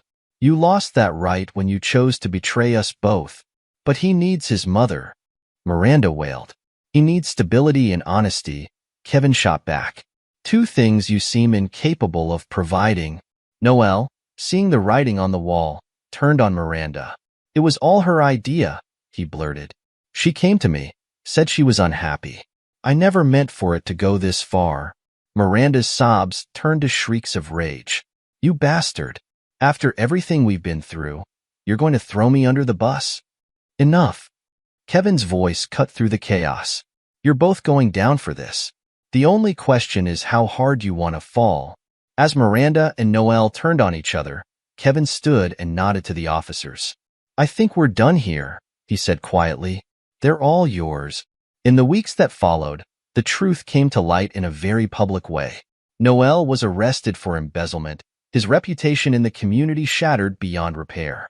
Miranda, facing the consequences of her actions, lost any chance at custody of Zach and forfeited all claims to Kevin's assets. Kevin found himself in a meeting with Stanley Humphrey, the company owner. Stanley leaned back in his chair, a pleased expression on his face. "Kevin, I've got to hand it to you," Stanley said. "The way you handled the Bullock lawsuit was impressive enough, But the grace you've shown under personal pressure, that's the kind of strength we need in our top leadership. Kevin raised an eyebrow. What are you saying, Stanley? I'm saying, how would you like to be our new chief operations officer? Corner office, substantial pay raise, the works. Kevin felt a surge of pride, but kept his expression neutral. I'd be honored, Stanley. Thank you for the opportunity. As he left Stanley's office, Kevin allowed himself a small smile. He'd weathered the storm, both personal and professional, and come out stronger for it. But for all his professional success, it was his personal life that gave Kevin the most satisfaction. He and Zach grew closer than ever, bonding over shared meals and long talks on the porch of their home. One evening, as they sat watching the sunset, Zach turned to his father. Dad, I'm sorry I didn't tell you sooner about Mom and Noel. Kevin put a hand on his son's shoulder, squeezing gently. You did the right thing in the end, Zach. That's what matters. Zach was quiet for a moment, then asked, Do you think Mom will ever change? Kevin sighed, choosing his words carefully. I don't know, son. People can change, but they have to want to. Your mother. She's got a lot to work through. Are you angry with her? Kevin thought about it. I was at first. Now, I'm just disappointed. But that's not something you need to worry about. Your job is to focus on school, on your friends, on growing up to be the best man you can be. Zach nodded, then surprised Kevin by leaning in for a hug. Thanks, Dad, for everything. As the last rays of sunlight painted the sky in shades of orange and pink, Kevin allowed himself a small, satisfied smile. He had faced betrayal with strength, overcome challenges with intelligence, and emerged not just victorious, but respected and whole. The road ahead wouldn't be easy. There would be tough conversations with Zach, therapy sessions to work through the trauma of the past months. The divorce proceedings would drag on, a constant reminder of what had been lost. But as Kevin sat there with his son, he felt a sense of peace he hadn't experienced in years. He had survived the storm and come out stronger on the other side. Whatever challenges lay ahead, he would face them head-on, just as he always had. The next morning, Kevin woke early, his mind already racing with plans for the day ahead. As he made coffee, Zach stumbled into the kitchen, bleary-eyed and yawning. Morning, champ, Kevin said, sliding a plate of toast across the counter. Sleep okay? Zach shrugged. I guess. Had some weird dreams. Kevin nodded sympathetically. Want to talk about it? For a moment, it looked like Zach might refuse. Then, haltingly, he began to speak. I dreamed about Mom. She was crying, saying she was sorry. But then she turned into this monster. And Noel was there, laughing. Kevin set down his coffee cup, giving Zach his full attention. That sounds pretty intense. How did it make you feel? Scared. Angry. I don't know. Zach pushed his toast around the plate. Dad, do you think I'll ever be able to trust Mom again? Kevin took a deep breath. This was the kind of conversation he'd been preparing for, but it still wasn't easy. That's up to you, Zach. Trust is earned, not given. If your mom wants to rebuild that trust, she'll have to work at it. But you're not obligated to give her that chance if you're not ready. Zach nodded slowly. I think I need some time. Is that okay? Of course it is, Kevin said firmly. You take all the time you need. And remember, I'm always here if you want to talk. As Zach headed off to school, Kevin felt a mixture of pride and sadness. His son was growing up faster than he'd ever imagined, forced to confront adult realities far too soon. But he was handling it with a maturity that amazed Kevin. Later that day, Kevin sat in his new corner office, reviewing quarterly reports. A knock at the door interrupted his concentration. Come in, he called. To his surprise, it was Miranda who entered. She looked different, thinner, paler, with dark circles under her eyes. The confident, polished woman he'd married was nowhere to be seen. Kevin, she said, her voice barely above a whisper. I need to talk to you. Kevin leaned back in his chair, his face impassive. I thought my lawyer made it clear. Any communication needs to go through him. Miranda nodded, wringing her hands. I know. But this isn't about the divorce or anything legal. It's about Zach. Despite himself, Kevin felt a flicker of concern. What about Zach? I want to see him, Miranda said quickly, as if afraid she'd lose her nerve. I know I don't have any right to ask, but he's my son, Kevin. I miss him. Kevin was quiet for a long moment, studying the woman before him. Finally, he spoke. You're right. You don't have any right to ask. But Zach is old enough to make his own decisions. If he wants to see you, I won't stand in the way. Miranda's eyes filled with tears. Thank you, Kevin. I know I don't deserve. You're right. Kevin cut her off, his voice hard. You don't. But this isn't about you, or me. It's about what's best for Zach. I'll talk to him, see how he feels. That's the best I can offer. Miranda nodded, looking both grateful and ashamed. As she turned to leave, Kevin called out, Miranda? She paused at the door, looking back. Get help, Kevin said simply. For Zach's sake, if not your own. After she left, Kevin sat back in his chair, lost in thought. He'd meant what he said. This was Zach's decision to make. But he couldn't help feeling a mix of emotions. Anger at Miranda's audacity, concern for Zach's well-being, and, buried deep beneath it all, a tiny flicker of something that might have been hope. Not for reconciliation. That ship had long since sailed. But for healing. For all of them. As the day drew to a close, Kevin packed up his things and headed home. The house was quiet when he arrived, Zach not yet back from his after-school activities. Kevin used the time to start dinner, falling into the familiar rhythm of chopping vegetables and seasoning meat. When Zach arrived, they sat down to eat, sharing stories about their day. Kevin waited until they were nearly finished before broaching the subject of Miranda's visit.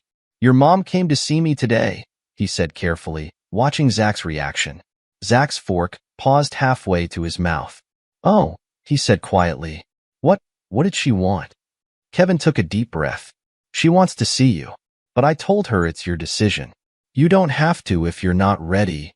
Zach was quiet for a long moment, pushing food around his plate. Finally, he looked up. Can I think about it? Of course, Kevin said, relief evident in his voice. Take all the time you need. There's no rush. Later that night, as Kevin lay in bed, he reflected on the day's events. The challenges weren't over, far from it. But for the first time in months, he felt like they were moving forward instead of just treading water. Whatever came next, he and Zach would face it together. And that, Kevin realized, was all that really mattered. This is where our story comes to an end. Share your thoughts in the comment section. Thanks for your time. If you enjoy the story, please subscribe to this channel. Click on the video you see on the screen, and I will see you there.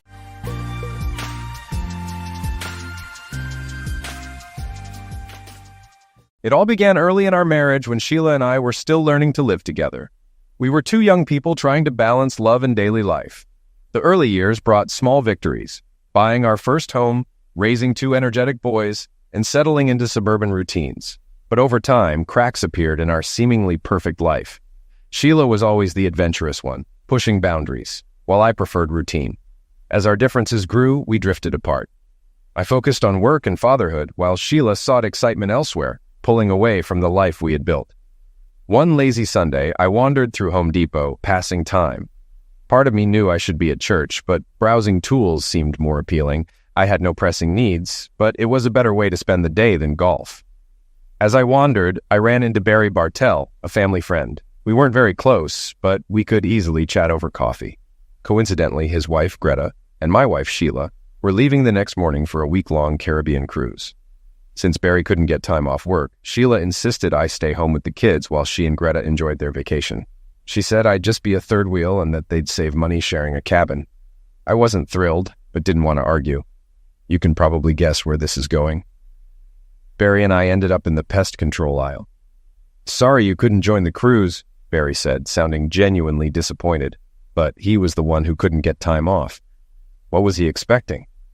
I've already taken the week off. I'll use the time to paint the kitchen while they're away, I replied. Sheila told me you couldn't get off work.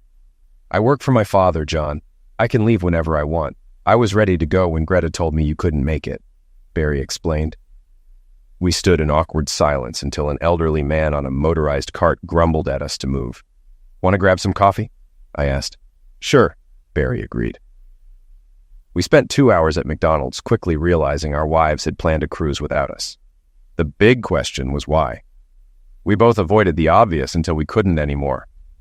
Eventually, I broke the silence. "So, Barry, are they bringing along 2 men or planning to meet some strangers?" I asked, suspicion in my voice. He hesitated, clearly uncomfortable. "Want a Danish?"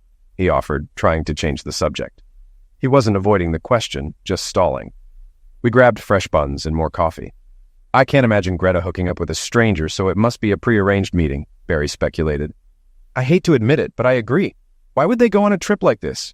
Wouldn't it be easier to find someone local?" "Maybe," I responded, still processing.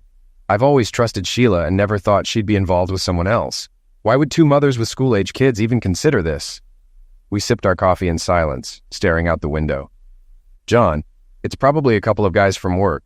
Sheila and Greta both work at International Casualty Insurance," Barry suggested. His explanation made sense. "Is there anything we can do to stop this? If they're comfortable enough to go on a cruise with these men, we might already be too late." "You think they've already been unfaithful?" I asked, my voice shaking. "I hate to say it, but I'm starting to think so," Barry admitted. He got up, irritated after paying 27 cents for a glass of ice. We added ice to our scalding coffee and sat quietly. Now that I think about it, Greta's been working late a lot recently, evenings and weekends. I hadn't thought much of it before, but now I'm seeing your point. I won't stop Sheila from going, but I'm not just going to sit here and do nothing either. I finished my Danish pastry and tossed the remaining coffee into the trash. "Barry, let's meet here tomorrow, right after the girls leave for the airport. We've got some planning to do. Make sure not to say anything to Greta that might tip her off." Barry gave me a thumbs up as I headed out the door. It seemed like he planned to stay and finish his coffee. He didn't look happy. When I got home, everything seemed normal. Our 2 sons, Todd, 9, and Jason, 10, were glued to the TV. I thought they should be outside, but I had long given up on that battle. Sheila was acting just like she always did. I sat down with the newspaper while she prepared a late lunch. I expected her to talk about her trip, but she seemed to avoid the topic altogether. Naturally, that was suspicious. After lunch, I finally took the boys outside to play some soccer, while Sheila was busy packing inside. She insisted on getting everything ready so she could leave without any issues in the morning. I smiled, glancing back at the house now and then. How had I missed this? How foolish had I been? Why didn't I see it sooner? "Todd, Jason, I'll be painting the house next week while your mom's away. How about you spend the week with Grandma and Grandpa Connor?" I didn't wait for a reply. They both ran straight into the house, and within 10 minutes, they were packed. My parents had a farm 20 miles out of town, and they had horses. It wasn't a tough sell. Sheila grumbled a bit, but didn't put up much of a fight. When I got back, dinner was already on the table. After freshening up, Sheila went to take a shower. Naturally, this gave me the chance to quickly check her bags. My suspicions were confirmed when I noticed 3 things. First, most of her sleepwear seemed out of place, especially if she was just with Greta. The second red flag was a new orange bikini hidden in her makeup bag. But the most alarming find was the 210 packs of rubbers tucked away in a case. I couldn't help but wonder why my wife would need rubbers on a cruise. I scolded myself for even having such thoughts. Sheila mentioned wanting a good night's sleep before the trip, while I had decided to binge-watch some Steven Seagal movies. Unfortunately, I didn't have international coverage on my cell phone, unlike Sheila, who had a work phone with international coverage. Though I couldn't call her, she promised to check in daily, or if anything came up. I reassured her not to worry, explaining that if I didn't answer, I might be at my parents' house with the boys, or busy painting. My words seemed to comfort her as I dropped Sheila off. Greta was already at the terminal, smiling and waving at me. As Sheila joined her, I looked forward to seeing Barry. After parking, Barry walked up with a couple of cups of coffee, complaining about the ice. "John, please tell me you have some good news," Barry pleaded. I could only shake my head no. Greta packed 2 new dresses and lingerie that most women would find embarrassing. Worse, I found a new bikini and a large number of rubbers. It didn't even cross my mind to search her makeup bag. I'm not sure whether I'm relieved I didn't find anything else or regret not searching more thoroughly. Barry and I spent the next 20 minutes commiserating over our situation. Once we finished our coffee, it was time to focus on business. Our first stop was International Casualty Insurance, where we informed the receptionist that we needed to speak with Kermit Templeton, the head of human resources. Barry and I had known Kermit since high school. We weren't close, but we got along. "Oh no," Kermit didn't look thrilled to see us. "Can you close the door?" Barry and I settled into some uncomfortable chairs. Do you know why we're here, Kermit? I have a pretty good idea, he replied, clearly not happy about it. Barry and I exchanged a smile, but Kermit remained serious. We were hoping you could give us the number of employees on vacation this week. Is that a question? Kermit asked, his tone turning stern. Our smiles quickly faded. Kermit's demeanor shifted as he typed on his computer. He sighed and mentioned Sheila and Greta. 14 employees are on vacation. Can you print out a list for us? Barry asked. No, but I can give you the information you need, Kermit replied, typing a few more commands. The printer next to him whirred to life. Handing us 2 sheets of paper, he watched our reactions. The pages contained details about Clayton Manque and Calvin Bostic. Barry and I quickly skimmed the documents and then looked at Kermit. These 2 were on the same cruise as Greta and Sheila. We don't need to see the rest of the list. Was that what you were asking? Out of curiosity, do you know the pairings? Barry asked. Kermit placed a photo of Calvin in front of Barry and another in front of me. He seemed reluctant to say more. Does anyone else know about this? I pressed. Kermit hesitated, but eventually admitted. Everyone knows.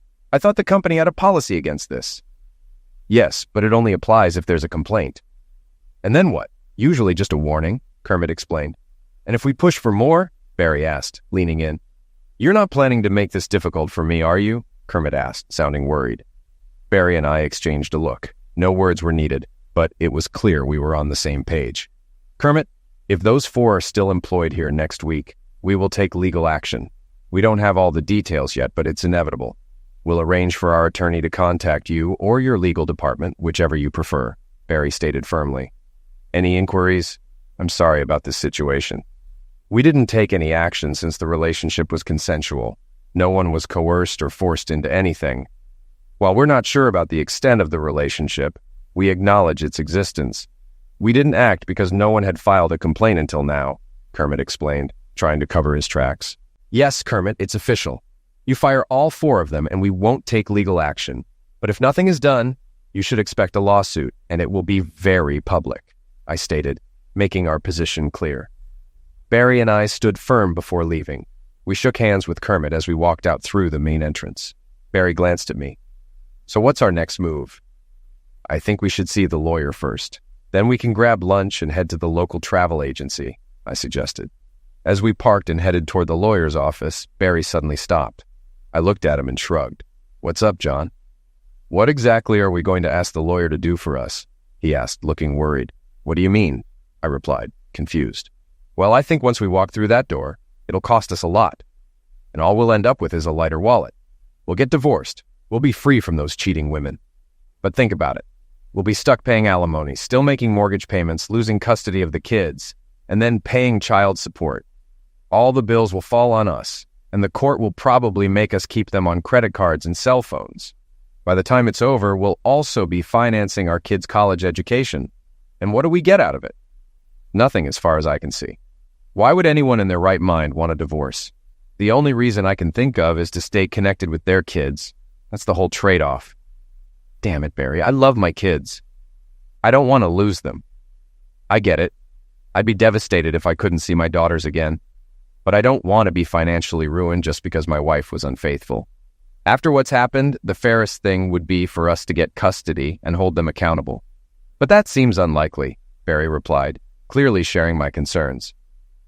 It feels like we're being forced into a corner, I said, feeling trapped. We both stood silently in the parking lot. John, who in the world came up with these unfair laws? It's just not right, Barry added, frustrated. We turned and walked back to our cars. Barry, I have to admit, Sheila is a great mother. If I had to raise the kids, I don't think I could do as good a job as she does. Yeah, I get it. Same goes for Greta. She's a loving mother and the girls adore her.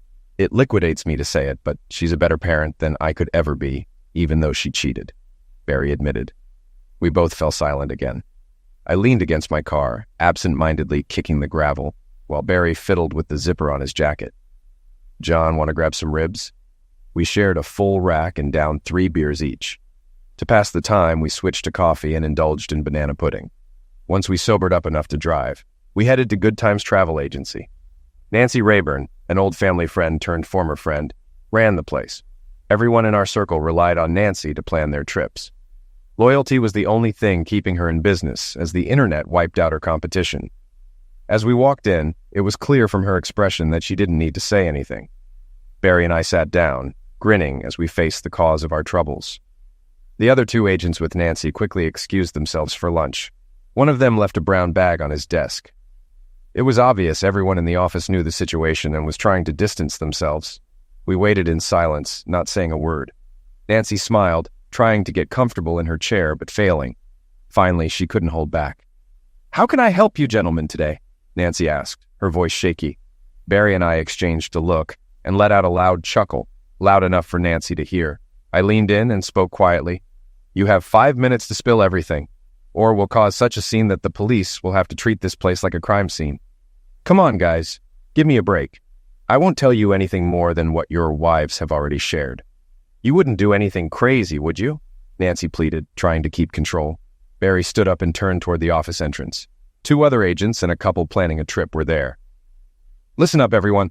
I suggest you step outside for a few minutes because we're about to rearrange the furniture." "John." "Barry, hold on. All right, what do you want? Just don't get me or the office in trouble. I don't need any more problems," Nancy said, sounding desperate. "Good times," Barry muttered. The agency was a franchise, and Nancy had faced some issues over the past year. She didn't want any more attention.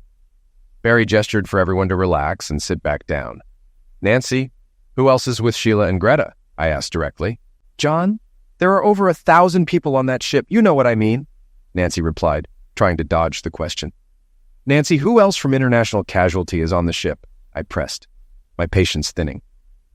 "I can't tell you that," she said firmly. "Nancy, what rooms are Sheila and Greta in?" Barry asked, his voice calm but insistent. "They're booked in room 113 on the sunset deck," she answered, her voice shaky. "That's not what I asked, is it?" I retorted, my frustration growing. "Damn it, John, what are you trying to do? What do you want from me?" Nancy snapped, exasperated.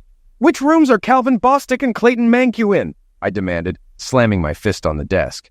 Nancy hesitated, her face showing concern as she stammered. "Bostic and Mankiw are in room 115 on the sunset deck," she finally admitted, barely audible. Barry leaned across the table, locking eyes with Nancy. "Nancy, Calvin is sharing a room with my wife Greta," he said, his voice cold. Nancy trembled, trying to push her chair away from the table. "Greta and Calvin are sharing a room," and Calvin's frustration was clear when he hit the table. "Both Greta and Calvin are in room 113, and Sheila and Clayton are in room 115. But I'm not the one who arranged this. Someone else did. I just followed orders." Nancy, realizing she had revealed too much, abruptly stopped speaking and handed us the documents we had requested. It was hard to tell if she was on the verge of tears, but as we prepared to leave, I turned to her and stressed the importance of not contacting anyone, whether on the ship or elsewhere, about our visit or our conversation. I warned her that doing so would have severe consequences for her business. As we left the building, Barry expressed uncertainty about our next steps. I admitted I didn't have a concrete plan. It just seemed like the right thing to do at the time. Barry decided to leave his 2 daughters, Grace and Marie, with his sister Beth, who also had 2 teenage girls. Once everything was settled, he planned to join me at the house. We spent the evening reviewing brochures and schedules, which helped us shape our plan. We both acknowledged that our marriages were beyond repair, and our main focus shifted to our children's well-being. We loved them deeply and considered how the divorce would affect their lives, especially our responsibilities. We agreed not to pursue formal divorce proceedings. Instead, we would each decide how best to care for our kids. I hoped that once things settled, I could arrange to live with Sheila and the kids, ensuring their basic needs were met without financially supporting Sheila. This would take careful planning. If everything worked out, I planned to cover their college expenses as well. That evening, we needed to address the immediate issues. Thankfully, the cruise ship offered free Wi-Fi. Barry planned to bring his laptop and download all our friends, relatives, and coworkers' contact information, including addresses, phone numbers, and email addresses. Handling cell phones would be tricky, but we decided to tackle that later.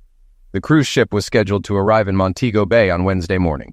We found an affordable sightseeing flight that would get us there by 7 a.m. that day. Booking a room for the cruise's duration turned out to be easier than expected, and it took less than an hour to arrange a flight to Jamaica and secure a return room reservation. Sheila left a message saying they had settled into their cabin without issues and were already at sea. She asked me to let Barry know that Greta was also on board. The evening was just beginning and we were nearly ready to go. We planned to spend the next day organizing our financial and personal matters, such as bank accounts, bills, credit cards, and belongings. I intended to move all my things to my parents' house for safekeeping, while Barry's brother would take care of his. Fortunately, a colleague from work allowed us to park our cars at his place and gave us a ride to the airport. Although leaving at midnight wasn't ideal, it was necessary. The airport was just a short taxi ride from the cruise ship parking lot. We watched as the sun set behind the market stalls. We only had 2 carry-on bags and Barry's laptop with us. We didn't plan on dressing up, so we packed just the essentials. About 10 minutes later, people began disembarking from the ship. Some headed to the town center, while most made their way to the waiting tour buses in an orderly manner. Everything seemed well coordinated, as if it had been done countless times before.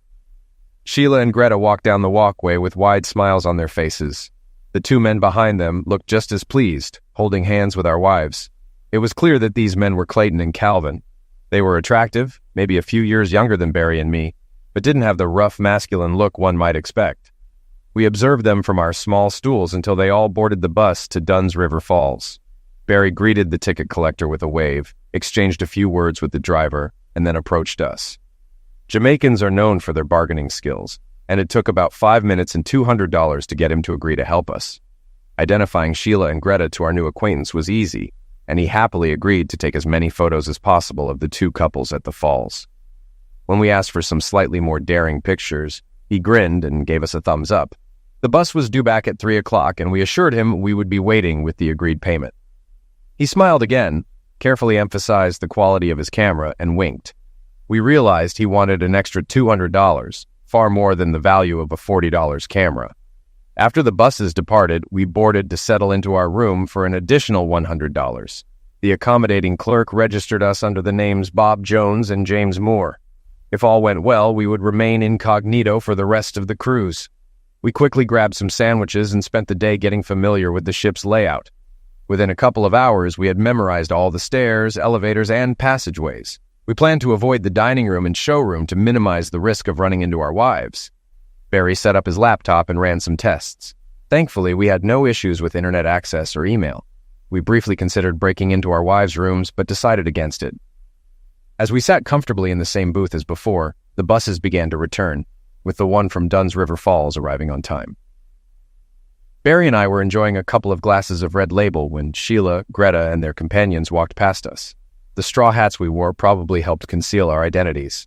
Our ticket collector approached us, grinning from ear to ear. His smile was full of joy, and he couldn't wait to show us his work, boasting about how well he had done. Barry cut him off by handing him a cold beer. We quickly glanced at the photos. There was more affectionate embracing and kissing than we had expected. I handed him $200 and another beer for the driver. We waited a few more minutes to ensure our wives had left the boarding area, then headed back to our cabin. We had a busy evening ahead, but first, we needed to figure out how to discreetly have dinner. The cabin featured a balcony that provided a view of the entrance to the main dining room. Barry and I settled into comfortable seats where we could observe the passengers lining up for dinner. We speculated that our wives would likely opt for an early dinner to allow more time for evening activities like dancing and entertainment. It didn't take long before the 4 of them arrived and joined the line. The couples walked hand in hand, appearing as though they were married. Barry gave me a puzzled look as I stood up and made a quick call from the service phone. Within 30 seconds, I returned with a wide grin on my face. Just as the couples were about to be seated, an announcement rang out. "Attention, Barry Bartell. Please join your party on the Lido deck. Barry Bartell." The announcement wasn't overly loud or intrusive, but it was clear enough for everyone to hear. Greta immediately turned her head as if there was a speaker directly in front of her. She stepped aside to let the next group of diners pass by.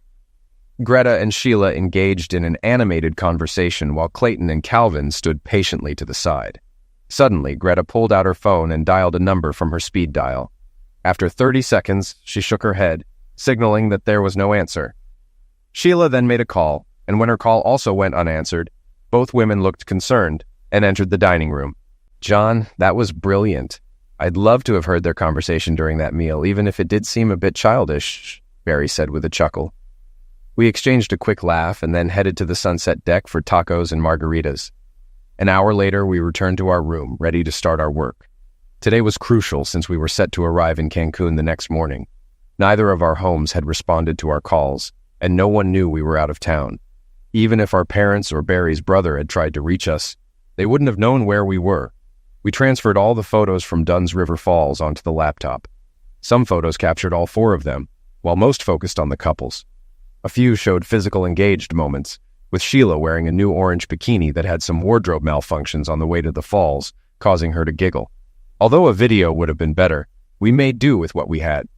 Barry created a collage page featuring the best dozen shots, with Clayton and Calvin appearing in all of them.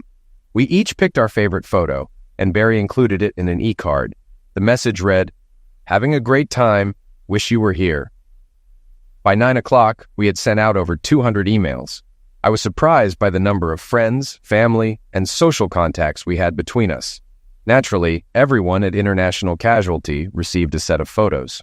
The sky deck was extremely windy and nearly empty.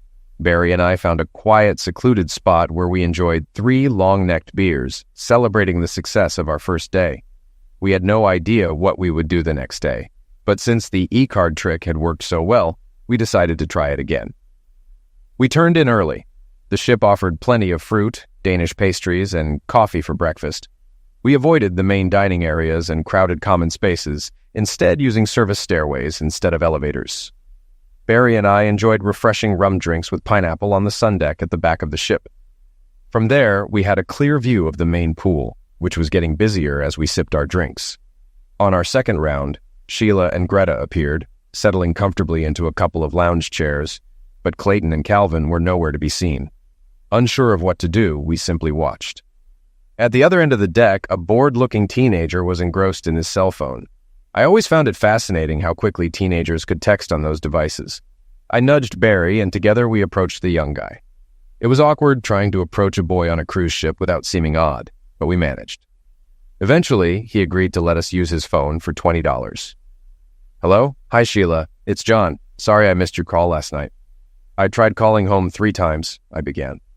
"John, your call is showing as coming from Baltimore," Sheila responded, confused. "Sorry, I had to borrow this phone. You know I can't make calls from mine. Is everything okay?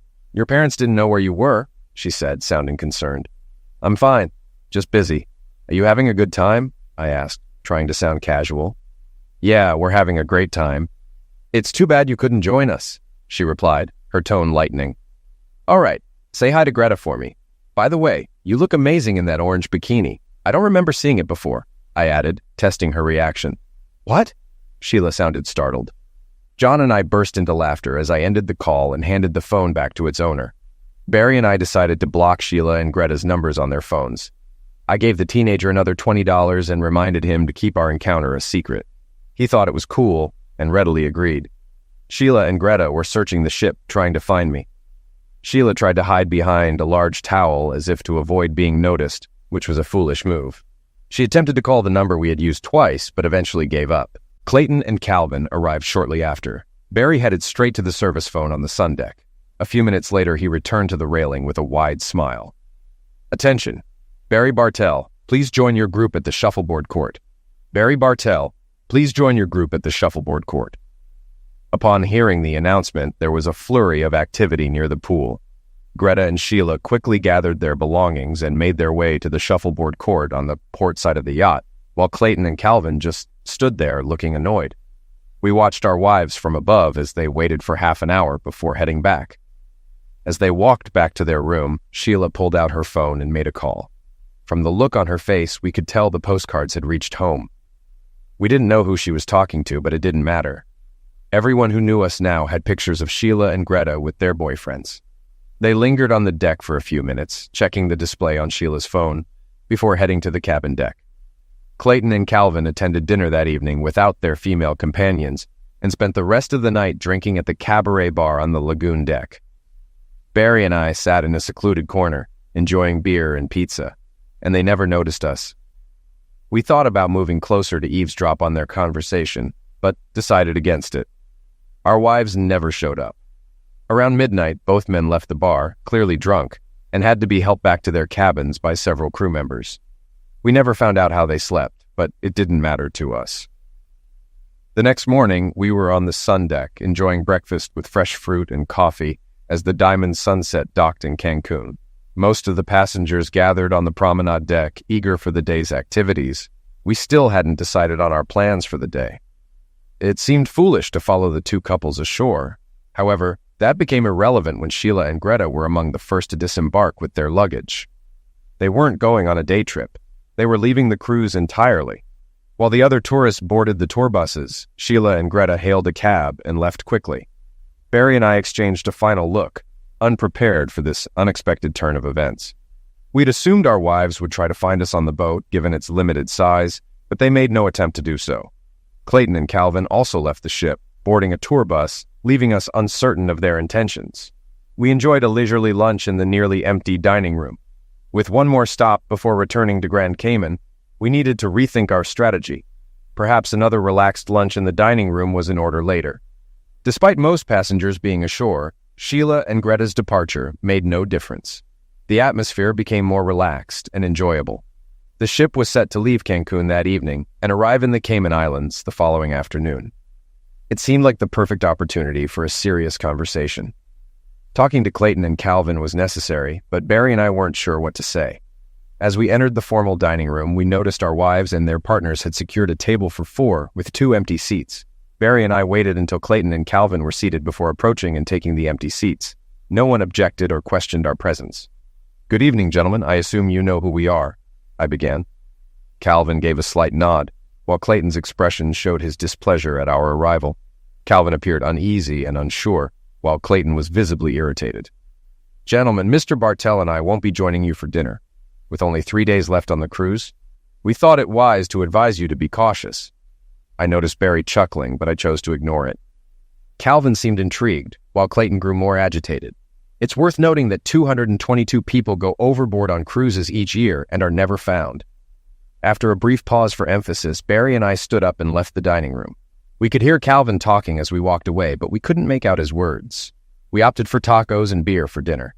Due to the strong wind, we stayed inside, but the sunset through the lounge windows was stunning. "Well, John, that was quite the scene. I'm not entirely sure what you were aiming for, but you definitely got their attention," Barry remarked, still amused. "I'm not sure either. Let's regroup tomorrow and figure out our next move," I suggested. Unfortunately, things didn't go as planned. "Gentlemen, I am Mr. Sorensen. May I have a moment of your time?" Barry and I turned to face the imposing Nordic crewman who had approached us, with 2 other crew members standing silently nearby.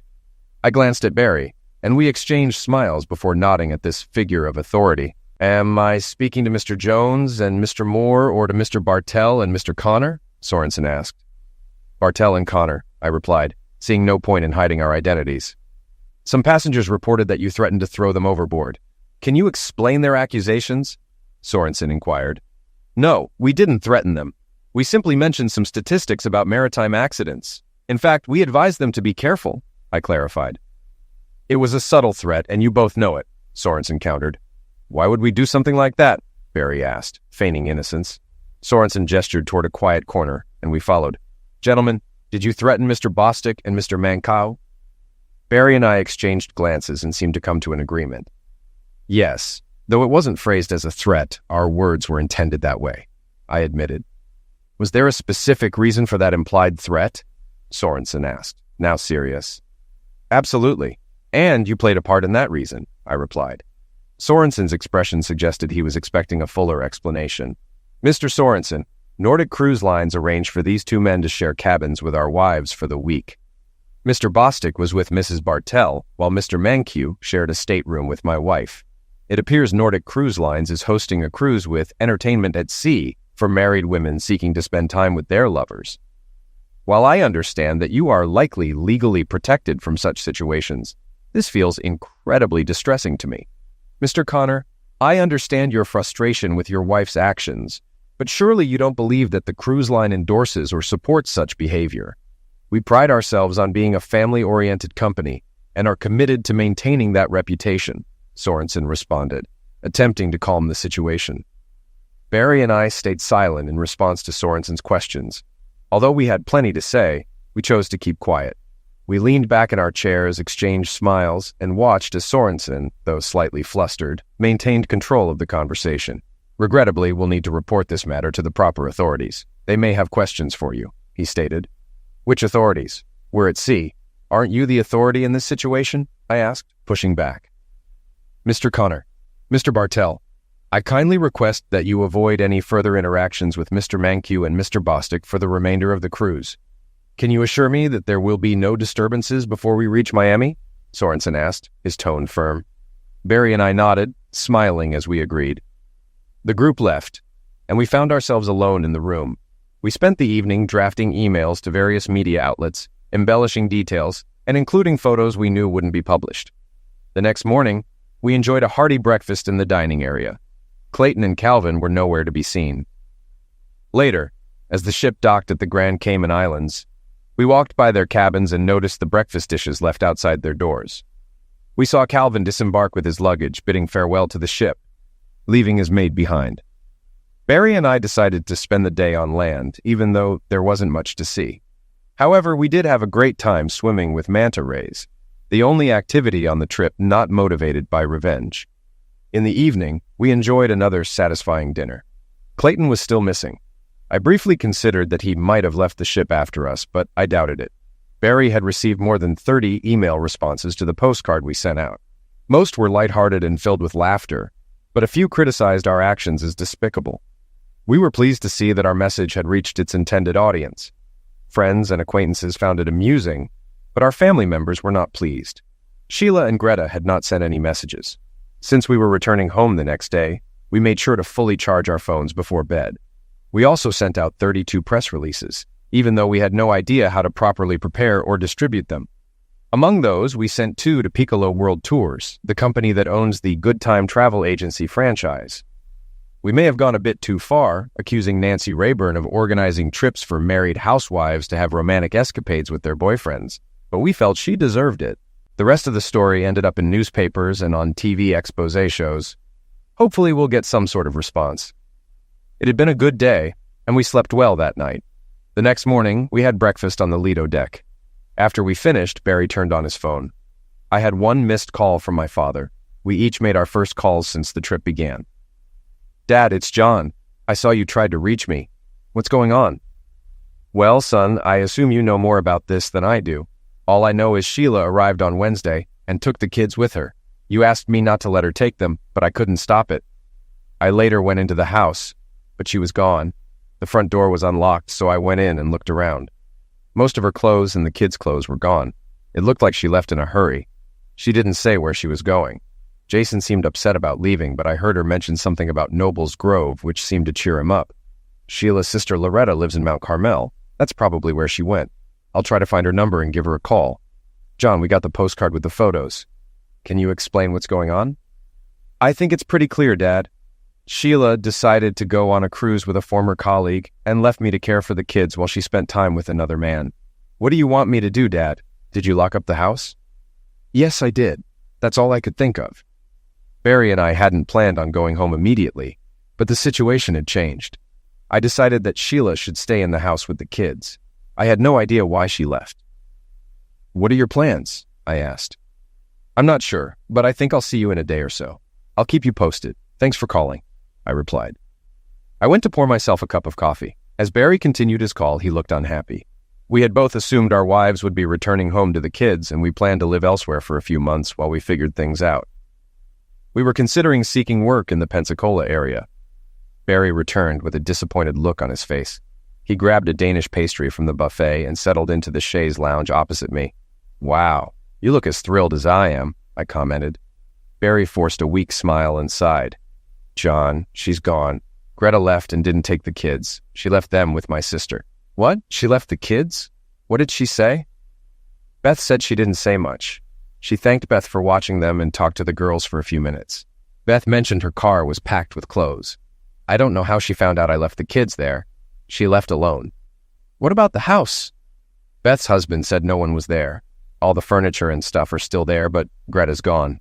He didn't go inside, but I assume all her clothes are gone. My situation didn't go as planned either. Sheila found out the boys were at my parents' house and took them from there. I think she went to her sister's in Mount Carmel, but I'm not sure. She took all her clothes and the boys' clothes, too. My house seems empty as well, I explained.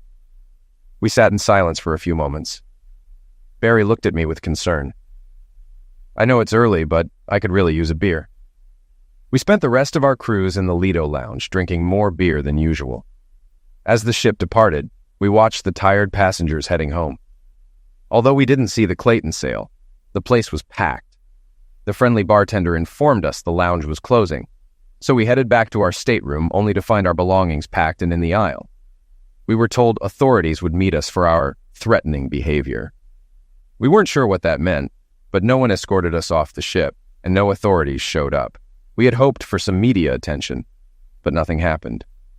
Barry and I took the last 2 seats in the airport limo van. The cost of last-minute one-way tickets home was steep, but we had no choice. During the flight, we barely spoke. Our plans had gone awry, leaving us both feeling down. Barry still had his kids, but his wife was gone. I, on the other hand, had neither kids nor a wife. Returning to an empty house wasn't pleasant. There were no messages from Sheila at home or on our phones. I called her workplace and found out she no longer worked at International Casualty. I assumed Greta, Clayton, and Calvin were also gone. I spent the first day back cleaning the house and getting rid of Sheila's leftover belongings. Barry was in a similar situation, with only memories of Greta's brief visit to say goodbye to her daughters. We canceled our credit cards and restricted access to our finances. Greta was an adult and could take care of herself, but Sheila had Todd and Jason, and I needed to figure out how to support them. It saddened me that she took them away, but I knew she was their mother and had a responsibility to care for them.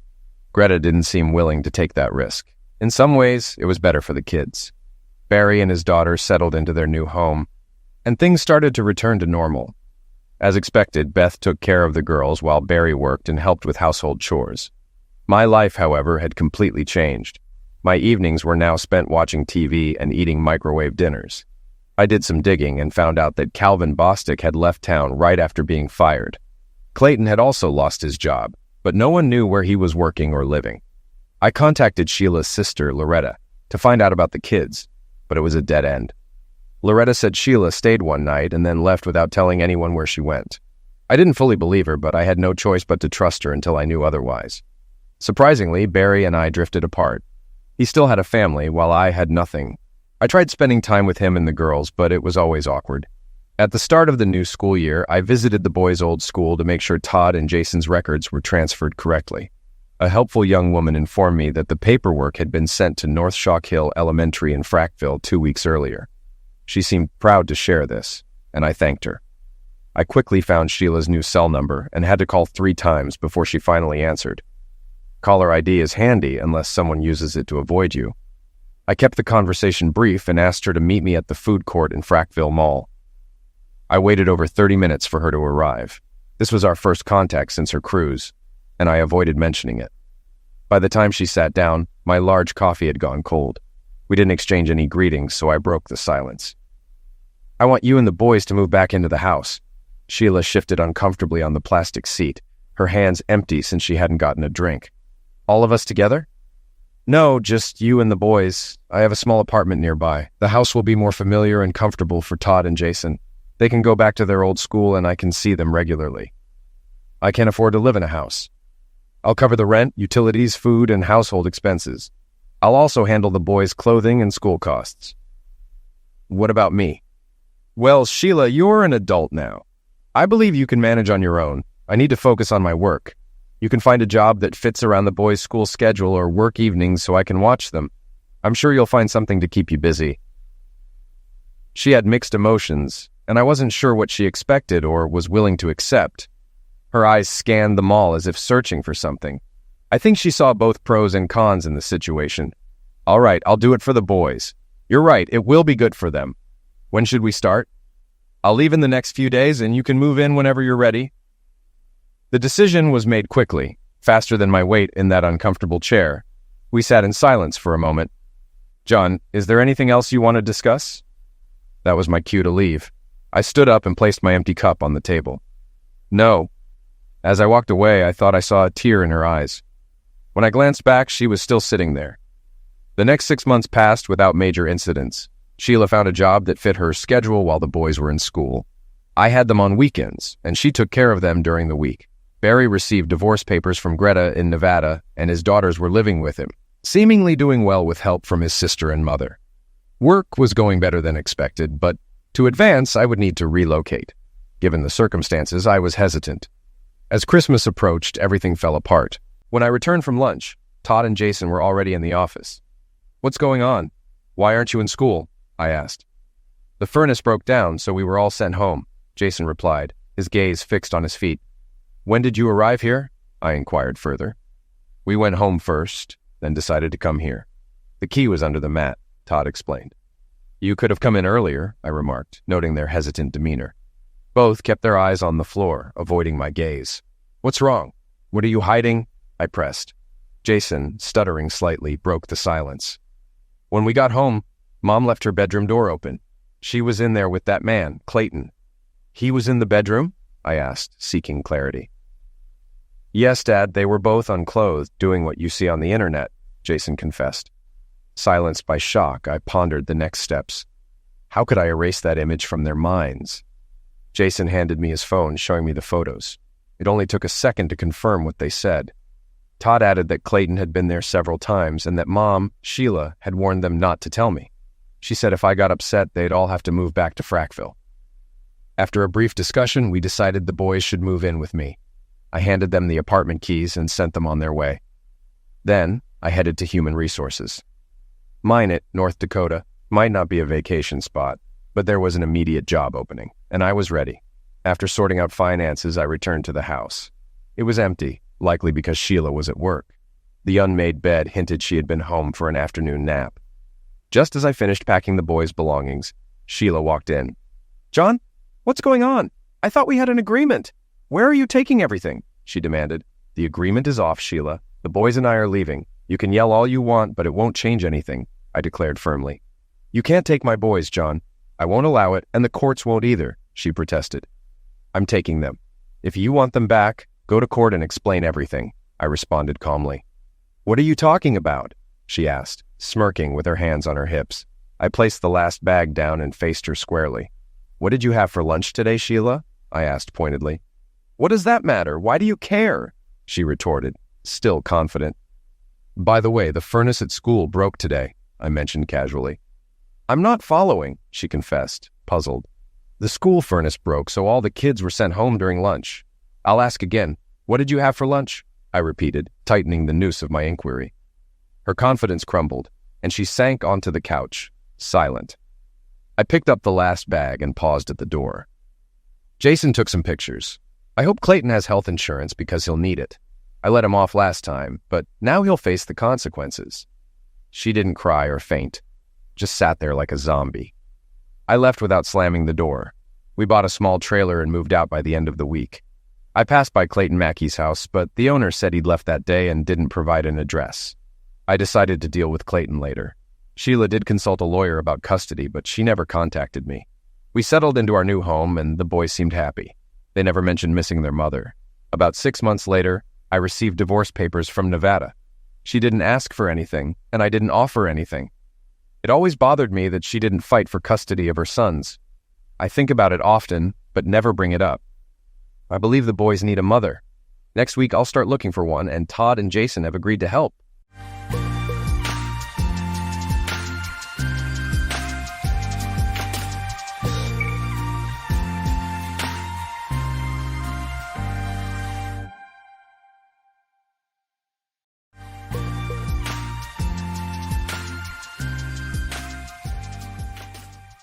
The entire episode kicked off when I ventured into an unfamiliar place.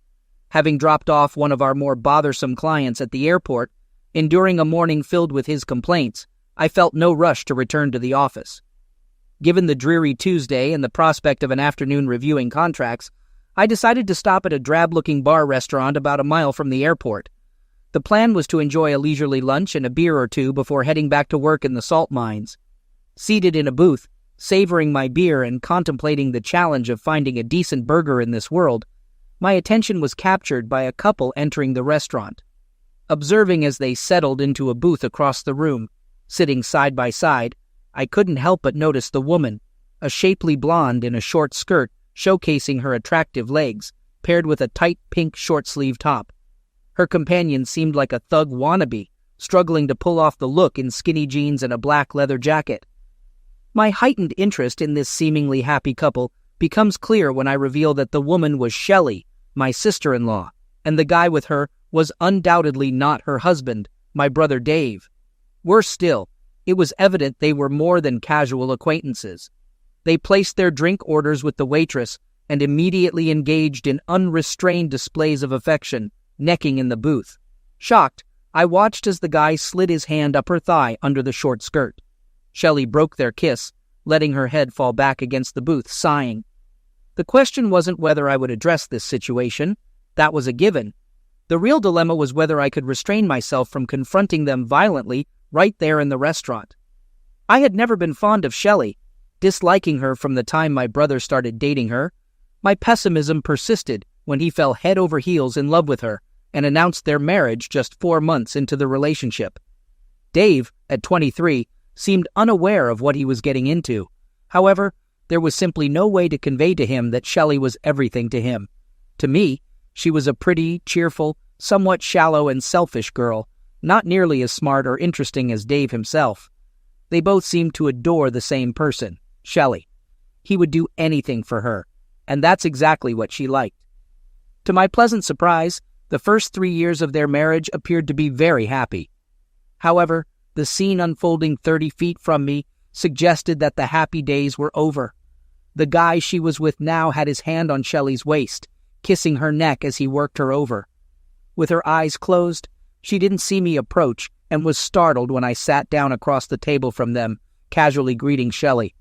The comical moment unfolded as her eyes popped open, and her boyfriend pulled his hands off her, turning to look at me.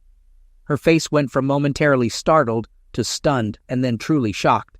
Her jaw dropped, and she froze, staring blankly at me. His face held the same startled look, momentarily, before turning annoyed. Before he could speak, I continued in a cordial manner, inquiring about how she'd been and asking about Dave. Turning to him and extending my hand, I introduced myself as Will, Shelley's brother-in-law, emphasizing the connection to her husband, Dave. His eyes widened, and he sat frozen. Ignoring my hand, Shelley began to recover herself, babbling about Robbie being an old friend. With a friendly smile, I casually remarked on the relationship situation they were caught in, leaving Shelley gasping and hoping I hadn't witnessed their activities. Robbie abruptly stood up and muttered that he had to leave. Without even a glance back at Shelley, he walked swiftly out of the restaurant. Later, I casually remarked to Shelley that Robbie seemed like a nice guy and questioned why he left so suddenly. Internally, I seethed with rage at the treatment my brother Dave was receiving from this woman. Expressing my frustration, I kept my voice down, but made it clear that Dave adored Shelley, doing everything for her. However, it wasn't enough for her, as she engaged in illicit activities with a questionable individual sporting greasy hair and a poorly executed Matt Dillon mustache. Shelley looked terrified, her face turning pale. In response to my accusations, she stammered, trying to explain, but her voice trailed off without a conclusion. After observing her for a minute, I unleashed my anger, expressing disappointment at her actions. I questioned how long this had been going on and how many others she was involved with. Shelley pleaded, grabbing my hand desperately, and begged me not to tell Dave. Despite her pleas, I considered informing my brother about his wife's infidelity. I questioned whether he deserved to know the truth about the person he was married to. Shelley was either incredibly naive or too stunned to think clearly. I pulled my hand free, contemplating whether I should reveal the painful truth to Dave. Her eyes were wild, and she seemed to be thinking frantically. I sat back with a smile, curious about what she would offer to keep me silent. Shelley, after some contemplation, changed her expression. She pleaded with me not to tell Dave, promising to reveal the entire story. According to her, she claimed that another woman, someone I was involved with, was cheating on me. I laughed at the seemingly far-fetched revelation. Shelley looked at me steadily, insisting that she wasn't kidding. According to her, the other woman had been seeing a guy from the health club for at least a couple of weeks. This certainty unsettled me, even though I knew it to be impossible. We had been together for 7 happy years of marriage and a decade overall. She was devoted, sensible, kind, thoughtful, and the most honest person I knew. She loved me, and I was sure of it, just as sure as I was of my own love for her. Shelley leaned forward, sensing my confusion. She claimed to be telling the truth, mentioning that the other woman had confided in her about the affair the previous week. I scrutinized her face, trying to gather my thoughts. Despite her initial terror, Shelley appeared calm and in control, as if she were sharing a genuine revelation rather than spinning a wild and desperate tale. While I couldn't immediately dismiss what she was saying, it was challenging to believe given our history and her recent behavior. Seated at the dinner table, my gaze returned to Shelley, who seemed to be anticipating my next move. Although I didn't reveal it to her, concealing her infidelity from Dave was not an option. I needed to uncover the truth about him. I spoke slowly, suggesting that perhaps we could reach an agreement. After some contemplation, I expressed my unwillingness to let Anne deceive me. I proposed that if Shelley could help me gather information about Anne's actions, I wouldn't disclose what I had witnessed that afternoon to Dave. However, I laid down a condition. She had to swear not to see Robbie or any other man besides Dave. Relief washed over her face as she swore to comply. She asked, "Will you have my word on it?" I remained skeptical about the value of her word. Responding to her question, I inquired about what she would be willing to do to fulfill her part of the agreement. Expressing my desire to gather information about Anne's affair, I suggested a plan to Shelley. I proposed providing her with a tape recorder to conceal in her apartment. The idea was for her to invite Anne over, offer some wine, and engage in casual conversation, encouraging Anne to reveal details about her affair. I specified that I wanted to know the identity of the man, when and how the affair started, how often she had been with him, and the reasons behind her actions. As I spoke to Shelley, I realized that I was starting to believe her unusual story about Anne's infidelity, which infuriated me. Shelley nodded in agreement, stating that she could carry out the plan. She suggested softening Anne up by sharing the details of my own affair, making it feel like a genuine relationship conversation. Sarcastically, I questioned if Robbie was the only one who had been involved with her, or if there were others. She quickly denied any others, but I remained unconvinced.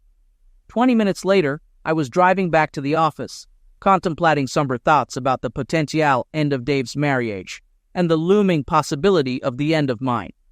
My first instinct might have been to call Dave and inform him about what I had witnessed Shelley doing, but I recognized that it wasn't an option. I had always been the steady older brother, while Dave was the charming and outgoing one with a history of short-lived relationships due to his talkative nature. When Dave met Shelley, everything changed. Despite being a confident and charming individual, he became a lovesick schoolboy within a month or two. Shelley had completely captivated him, and he was determined to marry her. Dave idolized Shelley, considering her incapable of doing any wrong. Knowing Dave's unwavering devotion to Shelley, I refrained from speaking to him until I had concrete evidence. I realized that he wouldn't believe she was cheating unless he heard it directly from her. Despite my hopes that Shelley might be lying or mistaken about Anne's faithfulness to me, the likelihood diminished. The possibility that Shelley could have lied to me out of desperation crossed my mind, but I also considered the consequences of discovering it was all a fabrication. When I arrived at my office, I took out a pad and made notes on the steps I would have to take if the worst turned out to be true. This included considerations about credit cards, selling the house, transferring car titles, and more. I hoped that in a few days, I would be able to discard that sheet of paper. When I arrived home for dinner, cheerfully humming in the kitchen as she set the table, she greeted me with a big hug and a kiss, appearing as the loving wife I'd usually be happy to see at the end of the day. Despite my suspicions, cultivated over the past 7 years, I knew I had to play the innocent husband for a few more days. Underneath the surface, I felt a mix of fury and hurt, unsure of how to process my emotions. We chatted amicably during dinner, but when she mentioned her workout at the health club during dessert, I couldn't resist a bit of probing. I casually remarked to Shelley, commenting on her recent dedication to workouts. I asked if the club was now offering free ice cream. She laughed, though I noticed a slight flush on her face. She explained that she had been enjoying the positive feeling of a good, sweaty workout and coming home to her loving husband. She also mentioned that a few weeks ago, the black slacks I liked were starting to feel tight, but now they fit perfectly. She beamed affectionately, and despite my concerns about her fidelity, I couldn't help but appreciate her beauty and my love for her. If she were truly cheating on me, I couldn't help but feel conflicted and unsure of how to navigate the situation. Despite what the court calendar officially stated, my marriage ended exactly 1 week later, on another Tuesday. Shelley and I had orchestrated everything. I provided her with a small tape recorder to hide in her living room, and she arranged for Anne to drop by for lunch on a Tuesday afternoon when Anne had a day off from work. Shelley, who didn't have a job, kept me on edge throughout that afternoon in my office, pretending to work, contemplating what the women were discussing and its potential impact on my life at 430. When Shelley called and informed me that they were done and Anne had left, my heart sank. Desperately hoping for a different outcome, I asked if Anne had talked to her about it. Shelley, sounding a little drunk, giggled affirmatively. She shared that she had told Anne about Robbie, and Anne, in turn, disclosed details about Marion, emphasizing that he was a really big fella. Feeling the tension, I realized I was squeezing the phone so tightly that my fingers ached. I agreed to drop by in 20 minutes. When I reached Shelley's place, she handed me the tape recorder at the door. Reminding me of the promise I made not to disclose anything, I assured her that he wouldn't hear a word from me. I emphasized the importance of ensuring that Anne never found out about the recording, as she might become furious and potentially tell Dave. Nodding in acknowledgement, I turned and left. That evening was one of the most painful of my life. Knowing I couldn't listen to the tape until Anne was asleep, I continued pretending to be the loving husband while she was still a little tipsy. She shared that she had spent the afternoon with Shelley and had consumed a lot of wine. Additionally, she was amorous. After clearing the dinner dishes, she pulled me towards the bedroom, asking if I had a little something for her tonight. In a flirtatious tone, I questioned whether I could or even wanted to go through with it. The thought crossed my mind that it might be the last time I would ever have closeness with Anne. Still hoping, against all reason, that she might not have been unfaithful, I followed her into the bedroom, and we had lovemaking. For me, it wasn't making love. My torn heart and worried mind overshadowed any pleasure. We rested for a while in each other's arms, then repeated the act a few minutes later. Anne was fast asleep, snoring gently on her side next to me. I retreated to the guest room, closed the door behind me, and listened to the tape. The first few minutes of conversation between Shelley and Anne were breezy and casual, with Shelley keeping the wine flowing. After a while, she confessed to Anne that she had something to share. She proceeded to share the details of her affair with the a-hole Robbie. It became evident that Anne was already aware of the affair, and Shelley was merely providing her with the juicy specifics to soften her up. Shelley executed her role admirably, even confessing with a laugh that Robbie was just the latest, not the best. There had been a guy named Ellis, but unfortunately, he had moved out of town. Anne giggled and pretended to be shocked, though she appeared to be enjoying the story. The explicit details of the sleazy narrative had little effect on me. I already knew what Shelley was, and the added specifics would only make it easier to convince Dave that she had indeed cheated on him. Anxiously awaiting the inevitable, I resisted the urge to fast-forward the tape. Eventually, Shelley redirected the conversation towards Andy, expressing curiosity about my story. She giggled, mentioning that all I had shared so far was meeting him at the health club and his well-endowed nature. My body tensed as I listened to Anne's voice on the recording, laughing and describing Andy as amazing, the largest she had ever encountered. She went on to share more details, expressing initial doubts about it fitting inside her, leading to laughter from both women. Overwhelmed by the revelations, I stopped the tape and leaned back in my chair, absorbing the painful truth. My marriage was now officially over. Did I even want to hear the rest? I considered letting my lawyer listen to it. After some thought, I switched the machine back on. It was time to face the entire story, confront the anger and pain, and begin the process of figuring out what the rest of my life would look like. Shelley inquired about the beginning of the affair, asking how it started. Anne responded, explaining that she never meant to cheat on me and felt terrible about it. She mentioned our happiness together and expressed her disbelief in engaging in infidelity. She attributed it to having a bad case of BDF, which she found amusing. Laughing, Anne heard Shelley ask about BDF, and she promised to explain after having more wine. Anne continued, sharing that she had been going to the health club for a couple of years to avoid getting saggy and to maintain my interest. A few months ago, she started noticing a new trainer named Marion. describing him as hot with broad shoulders and amazing muscles. She mentioned his flirtatious behavior with women and recalled witnessing him talking quietly with Patty McAllister, a former colleague. Anne watched Patty enter Marion's office, and later, in the locker room, Patty appeared well-drilled, exhibiting a dreamy-eyed look and a vague smile. I greeted Patty and noticed her happy demeanor. She shared that she had a bad case of BTF, explaining it as big tool fever. She giggled, ensuring no one could hear her, and recounted her experiences with Marion, emphasizing his sensational qualities as a lovemaking partner and the impressive size of his tool. Patty described how Marion had flirted with her, eventually convincing her to go into his office, leading to an ongoing carnal relationship at the club. She expressed that he was incredible, providing her with the craziest lovemaking she had ever experienced. While her revelations caught my attention, I had no initial plans to take any action, considering Patty's divorce status and her freedom to play with whomever she liked. Over the next couple of weeks, my curiosity about Marion grew. I responded more attentively when he flirted with me, such as brushing against me or touching my shoulder while assisting me with the machines. During one workout session, as I performed bench presses in a nearly empty area, he stood behind me as if to spot me. Looking up, I noticed his shorts right above my head, and the sizable bulge of his package caught my attention. I couldn't believe how big and thick it looked in his shorts. He smiled down at me, aware of what I was looking at. I almost dropped the bar on my chest, but managed to finish my reps.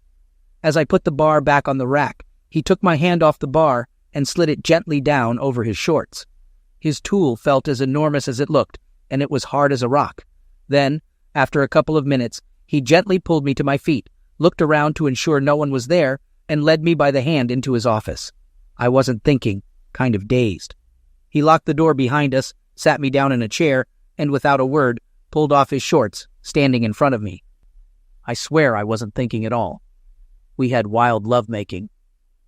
By the time he finished, I was beside myself, exhausted, and totally spent. Shelley reacted with an impressed, "Wow," and it seemed like she genuinely meant it. She assumed that Anne had continued seeing Marion. Anne explained that after the encounter in Marion's office, she had drifted into the shower, feeling dreamy and weak in the knees. Wiped out, she cleaned up and went home, overwhelmed by guilt and fear of being discovered by me. Surprisingly, I didn't suspect anything that night, and it seemed normal. Despite my desire for closeness, she made an excuse, fearing I might notice a change.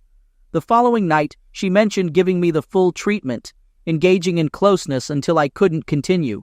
Anne admitted staying away from the gym for 2 weeks following the incident. I just knew I couldn't be anywhere near Marion without being tempted again. Finally, I told myself it had been a one-time thing. I was a grown woman with a wonderful husband, and I could resist him. So I started going back. And the first couple of times it was fine. Marion winked at me and flirted a little, but he left me alone. And I thought, this is okay. I'm over this. And I relaxed my guard a little. Then about a week after that, he caught me again at the bench, and the room was empty.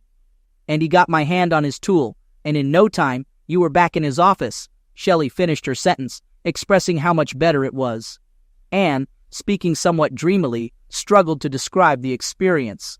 She conveyed her deep love for closeness with me, emphasizing our satisfaction in each other. Anne confessed that she had never been tempted to fool around before, even with a flirtatious coworker named Alex.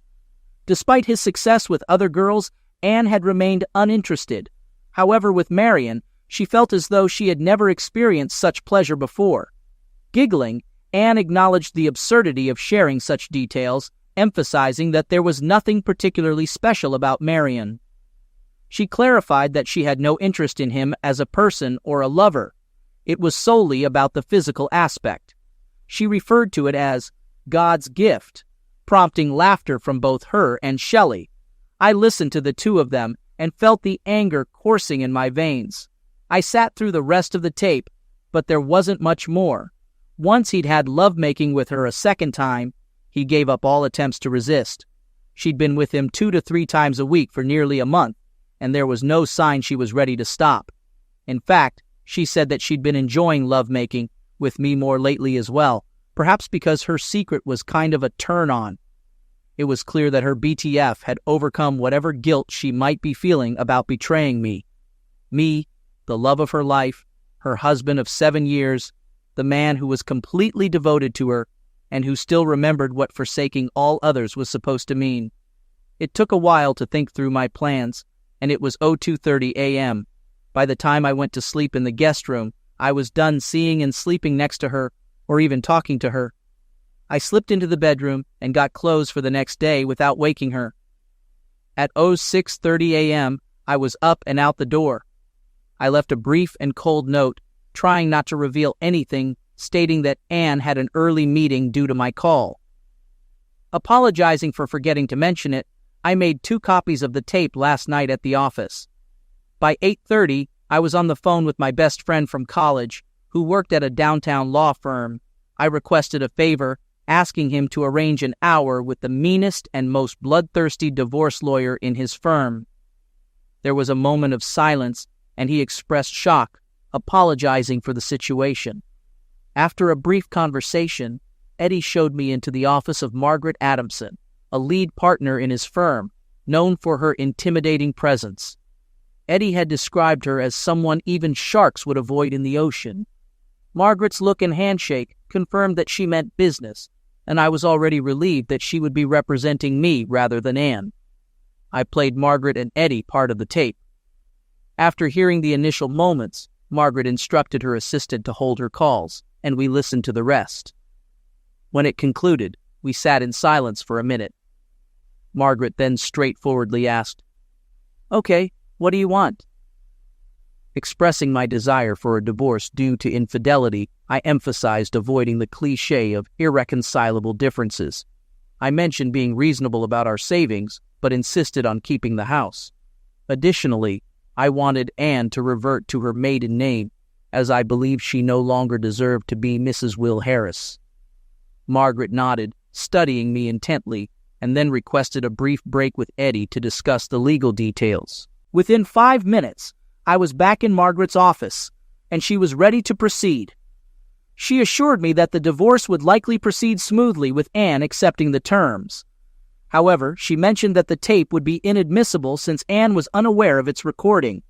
I grimaced and disclosed the complication involving my sister-in-law Shelley's infidelity, her offer to help, and the content of the first part of the tape. I explained my intention to inform my brother, acknowledging that he would be devastated. Half ironically, I suggested Margaret consider handling my brother's divorce as well. She looked at Eddie and then back at me. We started by listening to Shelley's part of the tape, and after another huddle between Margaret and Eddie, she remarked, "Quite a pair of wives you two picked." Seeing my reaction, she apologized, acknowledging it was inappropriate. Margaret then outlined the situation, stating that the tape might not be admissible against Anne due to her unawareness, but Shelley could be subpoenaed to testify about what Anne told her. It shouldn't make much difference. Once Anne's attorney hears the tape, he won't be in much position to fight. In your brother Dave's case, the tape is admissible because Shelley knew she was being recorded, so she's got no defense whatsoever. That divorce will be easy as long as he's not totally unreasonable. Then there's the health club. We can sue both them and Marion. Marion won't have much money, presumably, but Eddie and I can pretty much guarantee you a nice big check from the club somewhere in the high 6 figures to $1.5 million. The tape could be used in a civil lawsuit, and there's no way in hell they would ever let this get into the newspapers. Think of all the husbands who'd be canceling their wives' club memberships. She laughed briefly, maintaining a somewhat intimidating demeanor. Margaret assured that she would initiate the divorce documents, and Eddie escorted me out of the office. He expressed his apologies, assuring me that Margaret would fulfill my requests. Despite feeling terrible about the situation, I tried to smile and reassured him, saying, "It's okay, Eddie. This just means you and I will have more time to play tennis together." I expressed my gratitude, thanked him, and left. The rest of the day I submerged myself in details. I arranged a locksmith to meet me at the house at 4:30. I made a dinner date with Dave so I wouldn't be around when Anne came home. I cut off her credit cards and arranged separate accounts for our money. And I wrote her a note. It took several tries. Not easy to say goodbye to the love of your life, even under these circumstances. When I finally finished it, I put it in an envelope, wrote Anne's name on the front, and took it home. The locksmith finished by about 5:15. I had a beer, sitting by myself quietly in the kitchen. Then I taped the note to the outside of the front door, locked it, and left. I knew Anne would be home between 6 and 6:30. I idly wondered what she'd do first. Try the door and find her key. Didn't work or read the note. Our marriage is over. Now you'll be free to play around all you want with Marion and his big tool. I've had the locks changed. If you want to get your clothing and personal things, call my attorney. I left Margaret's name and number. She'll arrange for you to have supervised access to the house. When I'm not here, I won't be talking to you again. You broke my heart. I loved you as much as any man can love a woman, and I looked forward to our growing old together. Too bad our marriage vows didn't mean as much to you as some lovemaking with a big tool, or as much as they did to me. When Dave joined me for dinner, he immediately sensed that something was amiss. After placing our orders, I took a deep breath and disclosed that Anne had been cheating on me, and I was planning to divorce her. His reaction was evident, staring at me with an open mouth, a sight I hadn't witnessed before. He expressed shock, exclaiming, "Oh my God, Will! My God, Anne! Are you sure?" Realizing the obvious, he apologized, acknowledging it as a foolish question. He could see the truth in my expression and asked if I wanted to talk about it. I did, sharing my hurt and despair with my best friend over dinner. The beers provided some comfort, but having Dave's unwavering support meant even more. Towards the end of the meal, I revealed another aspect, mentioning that there's one part of it I haven't told him. Shelley is the one who got me proof. She taped a conversation of her and Anne talking, and Anne told her the whole sorry business. Dave looked at me sympathetically, expressing his sorrow. He added that he hoped it wouldn't make me angry, but he felt lucky to have a fantastic wife like Shelley. He mentioned that he's not surprised she helped me, as she has always liked me. He acknowledged that I haven't always approved of her, but began praising her. I couldn't bear to hear more praise for Shelley, especially considering the circumstances. I interrupted him, saying, "Listen, Dave, wait. Don't say anything else. Let me pay the bill, and I need you to come back to the house with me." A note with Will written on it in a flowery handwriting was found under the screen door. Without reading it, I dropped the note on the hall table and ushered him into the guest room. I communicated the seriousness of the situation to Dave, expressing my love for him and emphasizing our friendship. He responded with a wary look, not accustomed to such conversations. I urged him to listen to a tape recorded by Shelley, instructing him to stay seated while I went to another room. Rewinding the tape to the beginning, I pushed the tape recorder toward him and left. In the subsequent moments, I heard quiet murmurs from the tape, followed by a crash. Dave, seemingly agitated, paced around while the tape continued to play until it fell into silence. Upon entering the kitchen, Dave confronted me with intense anger, accusing me of relishing in the knowledge about Shelley and deliberately keeping it from him. He berated me for allowing him to praise her without revealing the truth. He insisted that I must be enjoying the situation, accusing me of harboring a long-standing dislike for Shelley. In response, I stood up and raised my voice, questioning what I had just discovered about him. My glare intensified, and gradually, Dave's demeanor softened. His shoulders slumped, fists unclenched, and he sat down at the table, resembling an old man. After a moment, he apologized, saying, "Sorry, Will. I know you're hurting just like I am. It's just you obviously knew about this." "Why didn't you tell me, Dave?" I said as gently as I could. "You know how you were about Shelley. You would never have believed me. Remember that fight we had when I criticized something she'd said to Mom? I found out about Shelley a week ago, and I knew that I couldn't possibly tell you. You had to hear it for yourself. I only got the tape from her yesterday. The two of us emptied a few beer bottles while I told Dave the whole story. I began with seeing Shelley and Robbie at the restaurant, then the deal she offered me, the making of the tape, and my conversation with Margaret Adamson. She's handling my divorce, and she'll be happy to represent you too if you want. Our cases are pretty much a shoo-in, she says. We talked late into the night, and then Dave crashed in my guest room. He didn't have the heart to face Shelley. The phone rang several times, but we didn't answer it. And finally, I just left it off the hook.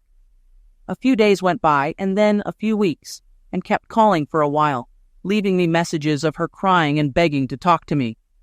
But I didn't answer or call her back. I just didn't see any reason to talk to her.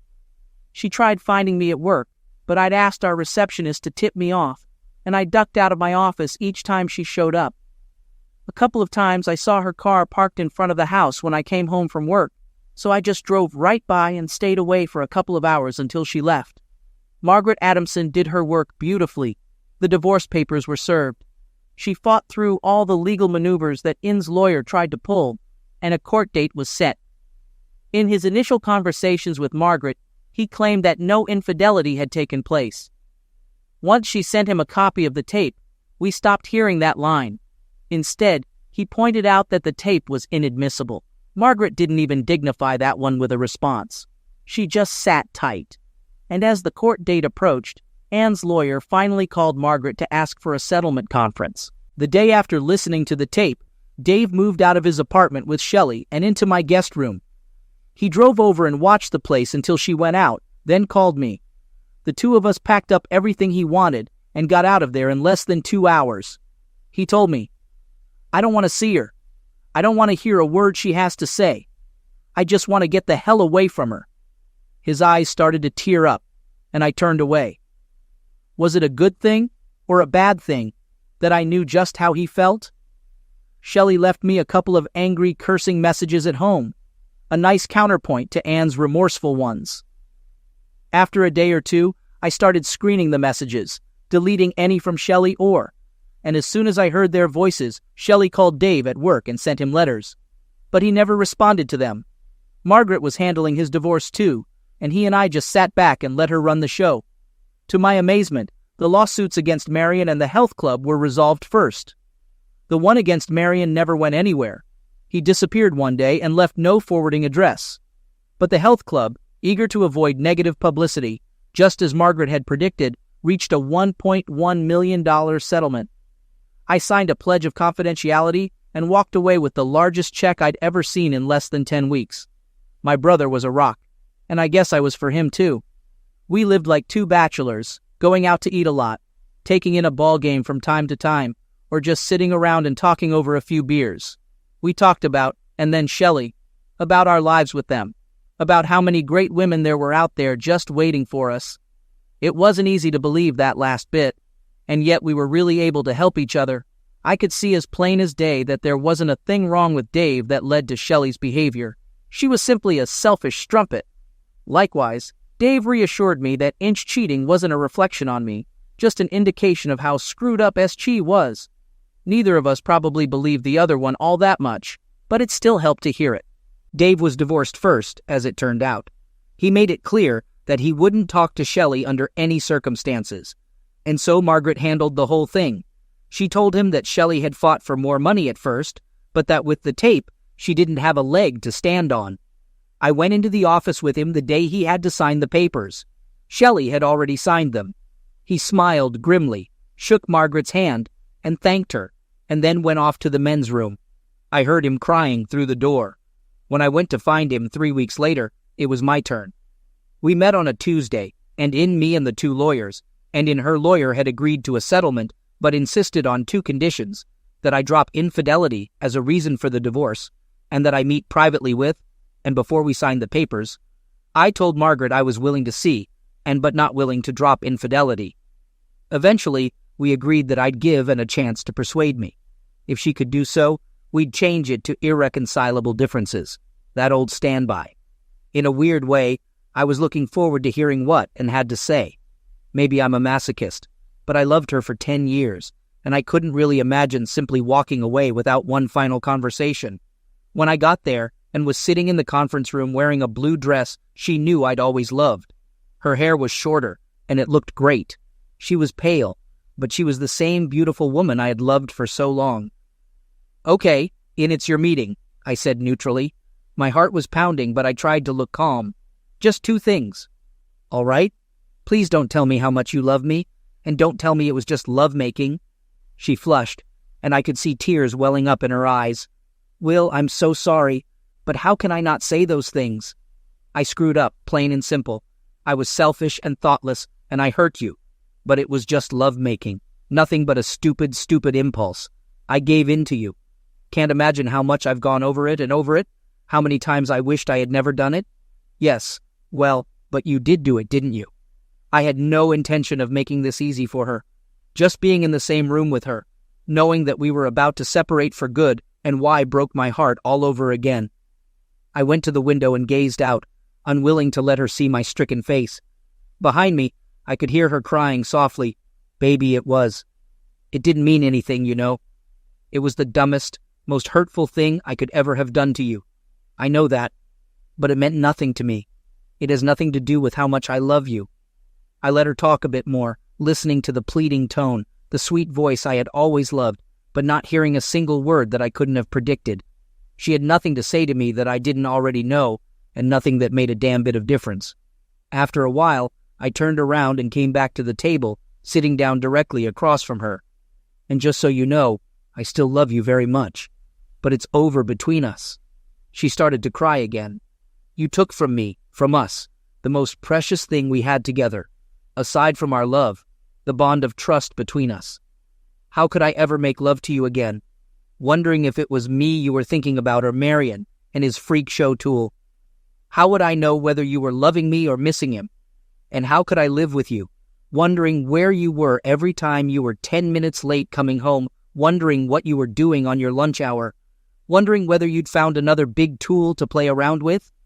I waited, but she had no reply to make. Finally, between the sobs, she said, Please, baby, please. Couldn't you give me one more chance? And I'll give you a few minutes to think about this one.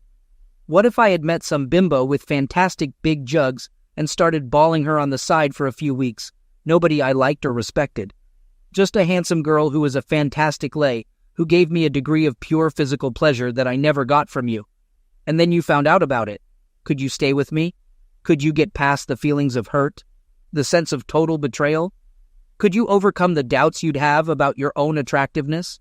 The fears that you weren't ever going to be the one I really wanted?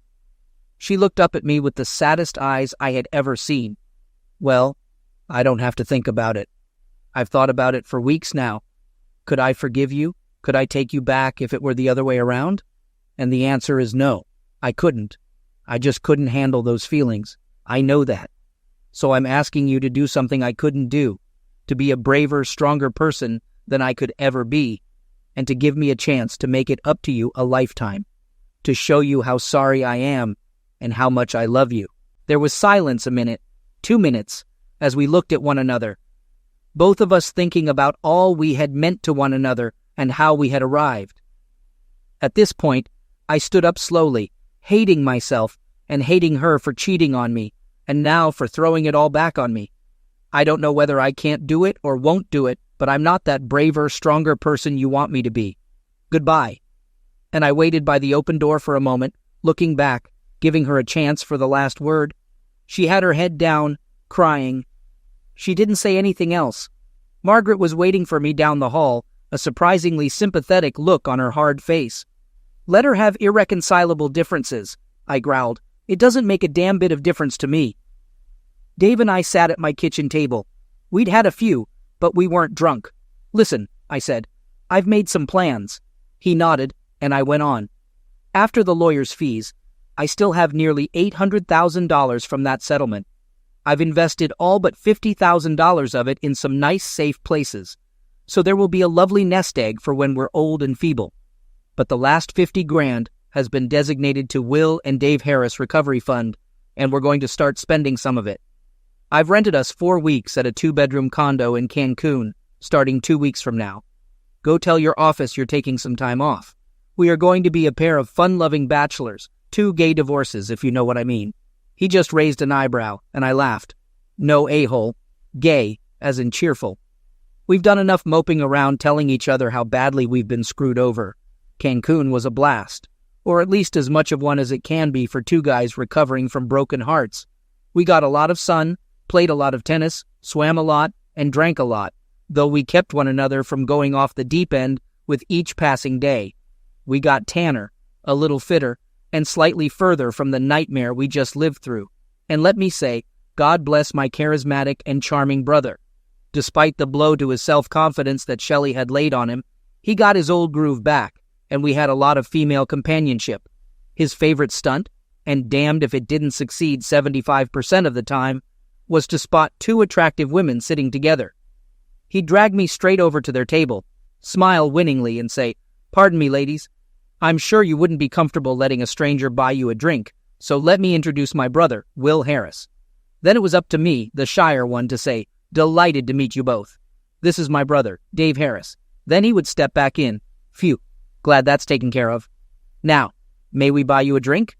By this time, the women were usually at least grinning, if not laughing, and we'd mostly find ourselves with female companionship for the evening. Sometimes the companionship lasted until breakfast. After all, unattached women in Cancun were as eager for fun as we were. I had maybe 6 different women in my bed over those 4 weeks, and I imagine Dave's number was a little higher. Mostly it was fun, just laughter and pleasure, and keeping it light. The first couple of times I made love to a woman, I was tentative, distracted by thoughts of Marion and his huge tool, even though both he and were thousands of miles away. It was hard to compete with what I knew he had done to her, but the women didn't seem to notice, and being with someone new got easier each time. One-night stands may not be for everyone or for every stage in a person's life, but they seemed to be what Dave and I needed.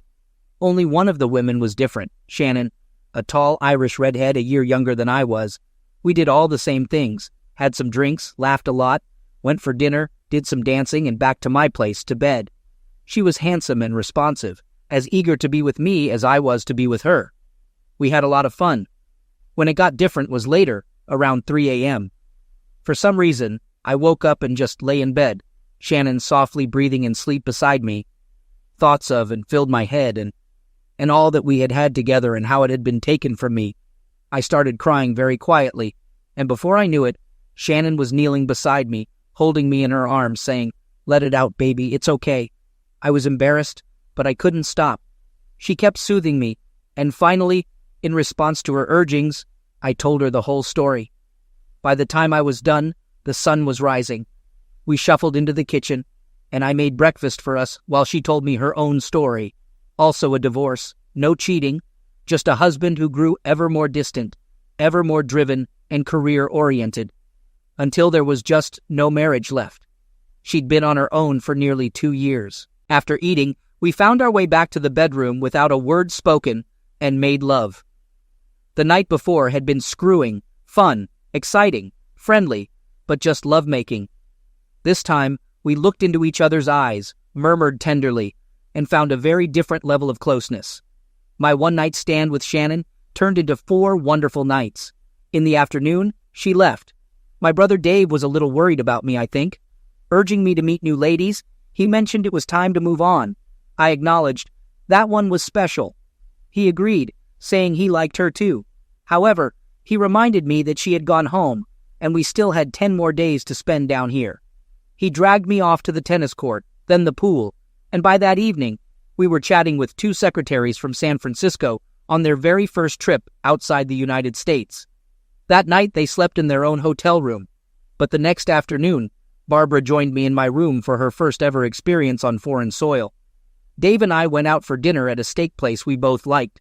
It had been 8 months since Cancun. Dave had long since found a terrific apartment he liked, but we still spent a lot of time together. Just after we ordered, Dave leaned forward and mentioned quietly that across the room, 2 couples had just sat down, and one of them was her, with some guy. I appreciated the warning, and despite my sudden thumping heart, I waited a few seconds before casually turning around to look across the dance floor. She had already spotted us and was looking steadily over at me. I gave her a friendly, non-committal smile and a wave, and she smiled back. Then, I forced myself to turn around and chat some more with my brother. He inquired if this was the first time I had seen her since the divorce, and I nodded. I admitted that I didn't think I'd have this much of a reaction, but the surprise had something to do with it. I suggested to Dave that he do me a favor. Let's enjoy our dinner and not tell me anything about what she's doing over there, how she looks. I didn't want to know. Dave agreed, saying that it's fine, and then he launched into a funny story about a coworker who had been flirting with him for a couple of weeks. While he wasn't terribly interested in her, he was enjoying the game. While enjoying our coffees and casually observing the dancing couples, I felt a hand on my shoulder and heard that familiar voice inquiring about my well-being. Rising from my seat, I gazed into Anne's eyes and offered a greeting, once again caught off guard. She suggested a dance for old time's sake, and I agreed willingly. As we danced, memories flooded back. Her warmth in my arms, her beauty, and the nostalgia for happier times. Amidst discussing mundane topics like our jobs and the weather, we eventually lapsed into silence. Lost in the emotions of holding her again, I reflected on the dances we shared and the realization that those moments were now memories. Towards the end of the dance, Anne pulled back to look into my eyes and inquired about my well-being. Despite not owing her any honesty, I decided to share my feelings. I expressed that I was all right, pretty good, I guessed. Some days were better than others. Seeing her that night, dancing together, was powerful, and I didn't know I would feel this much. Anne, with a serious expression, confessed that she wasn't so all right. She missed me every day, and being in my arms again had a profound effect on her. Unsure of how to respond, I remained silent as the music played its last chords. Anne hesitated to let me go and shared a thought. Had I ever wondered if I made the right decision? She admitted that she still thought about us all the time, but usually didn't get much past wondering why I made the wrong decision. Later, when I dropped Dave off, he expressed concern about my well-being. I reassured him, acknowledging the inevitability of such encounters in a small town. Confirming our tennis plans for the next day, I headed home. In the dim bedroom, as I undressed quietly, she rolled over towards me and inquired about my evening with Dave. I shared the strangeness of the encounter, contemplating that it might have been for the best that she hadn't joined. She responded with a loving smile, proposing that I hold her for a few minutes. Embracing, I felt her tender kisses along the side of my neck, savoring her familiar scent.